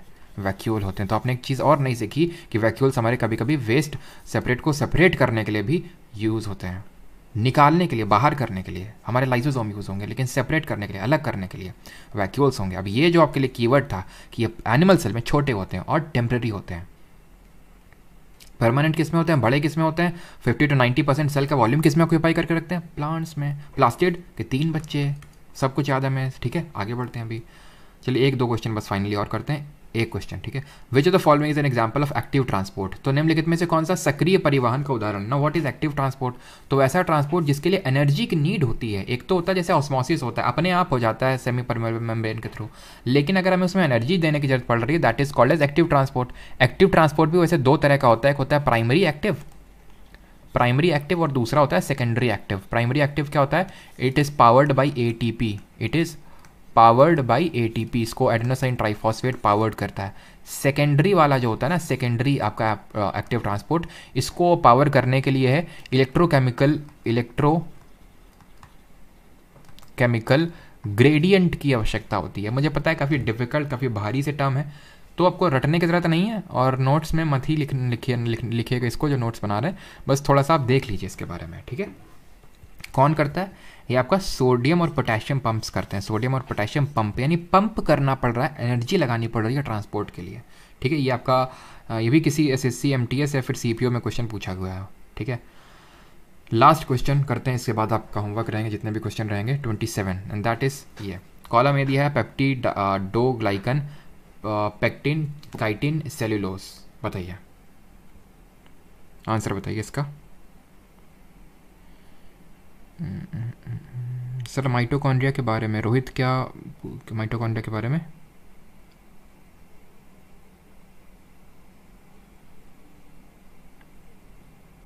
वेयर इज, क्या यार शुभम पता नहीं कहाँ है वी आर मिसिंग हिम, है ना। तो सेल्यूलोज आपको पता है कि प्लांट सेल में, काइटिन हो सकता है देख रहे होंगे वो भी लेक्चर, वो मेंस की प्रिपरेशन कर रहे हैं, जो क्या यार हमारे सुबह में बात हुई थी मेरी उस दिन, तो 165 कुछ मार्क्स हैं उनके प्रीलिम मतलब Tier 1 में। तो बोल रहे थे कि सर आपकी वजह से ही GK में इतना जो आया तो आगे वो, ठीक है। चलो अब यहाँ पे काइटिन का किस में था, फंगस में था, ये ए हो गया। एक second, fruit cell wall, bacterial cell wall of fruit, cell wall of plants. तो एक सेकेंड, यहाँ पे ग्लाइको कैलिक्स भी नहीं लिखा हुआ है, यानी कि फोर्थ का तो ए होगा। ये गया, ले आंसर भी आ गया, ठीक है। यानी कि पेप्टिडो ग्लाइकन किस में होता है आपका, बैक्टीरिया में आपको देखने को मिलेगा, ग्लाइको कैलिक्स या फिर पेप्टिडो ग्लाइकन। 2 का C होगा, यानी पेक्टिन होगा आपका फ्रूट्स में, ठीक है, फ्रूट्स में आपको देखने को मिलेगा। और जो काइटिन होगा वो आपका इंसेक्ट, बिल्कुल जो फंगस जो होता है ना, फंगस वगैरह इंसेक्ट वगैरह, उसमें देखने को मिलेगा काइटिन, ठीक है। क्लियर है। अब जितने आपके आगे क्वेश्चन हैं यहाँ से लेकर यहाँ तक, ये आप करेंगे और यहीं से कल हम लोग स्टार्ट करेंगे, ताकि आपके क्वेश्चंस का आपके आंसर मिल जाए, ताकि आप खुद से भी कुछ अटेम्प्ट करें क्वेश्चन को। ऐसे ही नहीं कि बस मैं ही करवाता जाऊँ, मतलब मुझे पता है आप में से कर रहे हैं लोग, ठीक है, आप खुद से ही कर रहे हैं, बट खुद से आप जब करिएगा इसको रिवाइज़ करने के बाद, पता है इन क्वेश्चन को कब करिएगा आप, नोट्स वगैरह आपको मिल ही जाएंगे, नोट्स भी नहीं बनाने, कुछ नहीं करना तुम्हें तो काम, ठीक है, बस रिवीजन करना, उसके बाद करना इनको अटेंड, फिर कल इनके आंसर्स हम लोग देखेंगे, ठीक है। थैंक यू सुरेखा मोटे जी, शिखा मौर्य, अंजलि कोहली, गणेश, जीत सिंह, यूटोपियन C, ओके, शिखा मौर्य C, ओके। किसी को कोई डाउट नहीं होगा आई होप। तो ख़त्म हो गया हम लोग का 1.5 घंटे में पूरा सेल। अब कैसा लगा, क्या आपको सेल में आप कॉन्फिडेंस आया, इतनी बेसिक सी चीज़ थी, 1.5 घंटे ले लिया उसने, है ना, लेकिन इसके बाद आप कोई क्वेश्चन गलत नहीं करेंगे, है कि नहीं, समझ में भी आ गया, PYQs भी लगा लिए, सब कुछ कर लिया। अब कल आगे बढ़ेंगे, ग्रुप ऑफ सेल्स को देखेंगे, जिसको हम टिश्यूज़ बोलते हैं।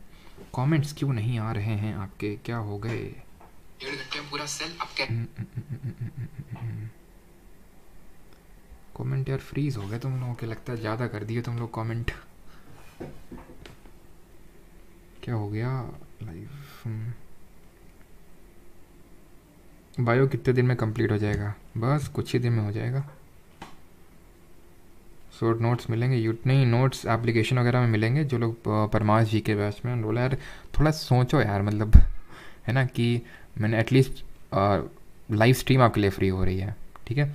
बाकी अगर आपको चाहिए तो परमार अकेडमी ऐप पे जाके परमास जी के बैच है, वहाँ पे एनरोल कर सकते हैं। वहाँ पे ये वाली क्लास की जो PDF हैं, नोट्स हैं, शाम वाली क्लास के नोट्स हैं, और इस क्लास की रिकॉर्डिंग्स, वो सब आपको वहाँ पे मिल जाएगा, ठीक है।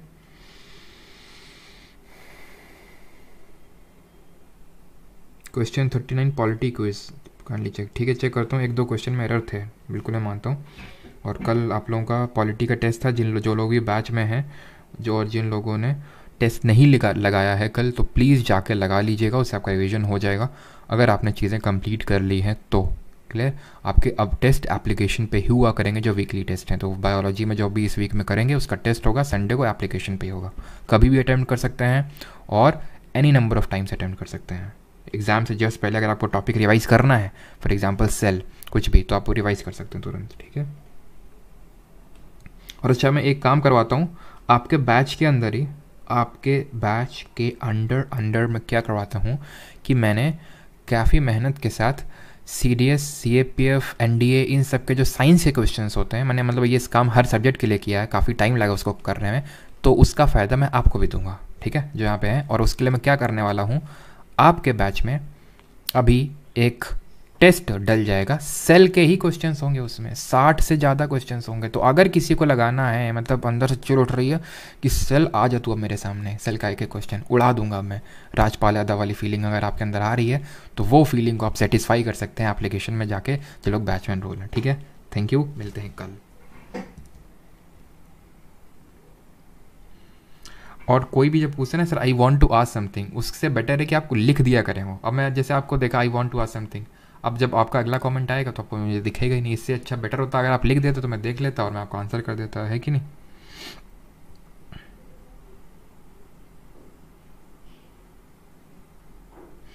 Parmar SSC channel recommended by DPSI topper. अच्छा, ऐसा है क्या?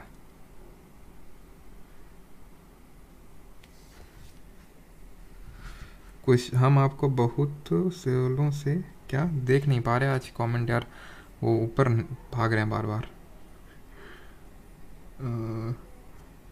आई वॉन्ट साइकिल रियलिस्ट।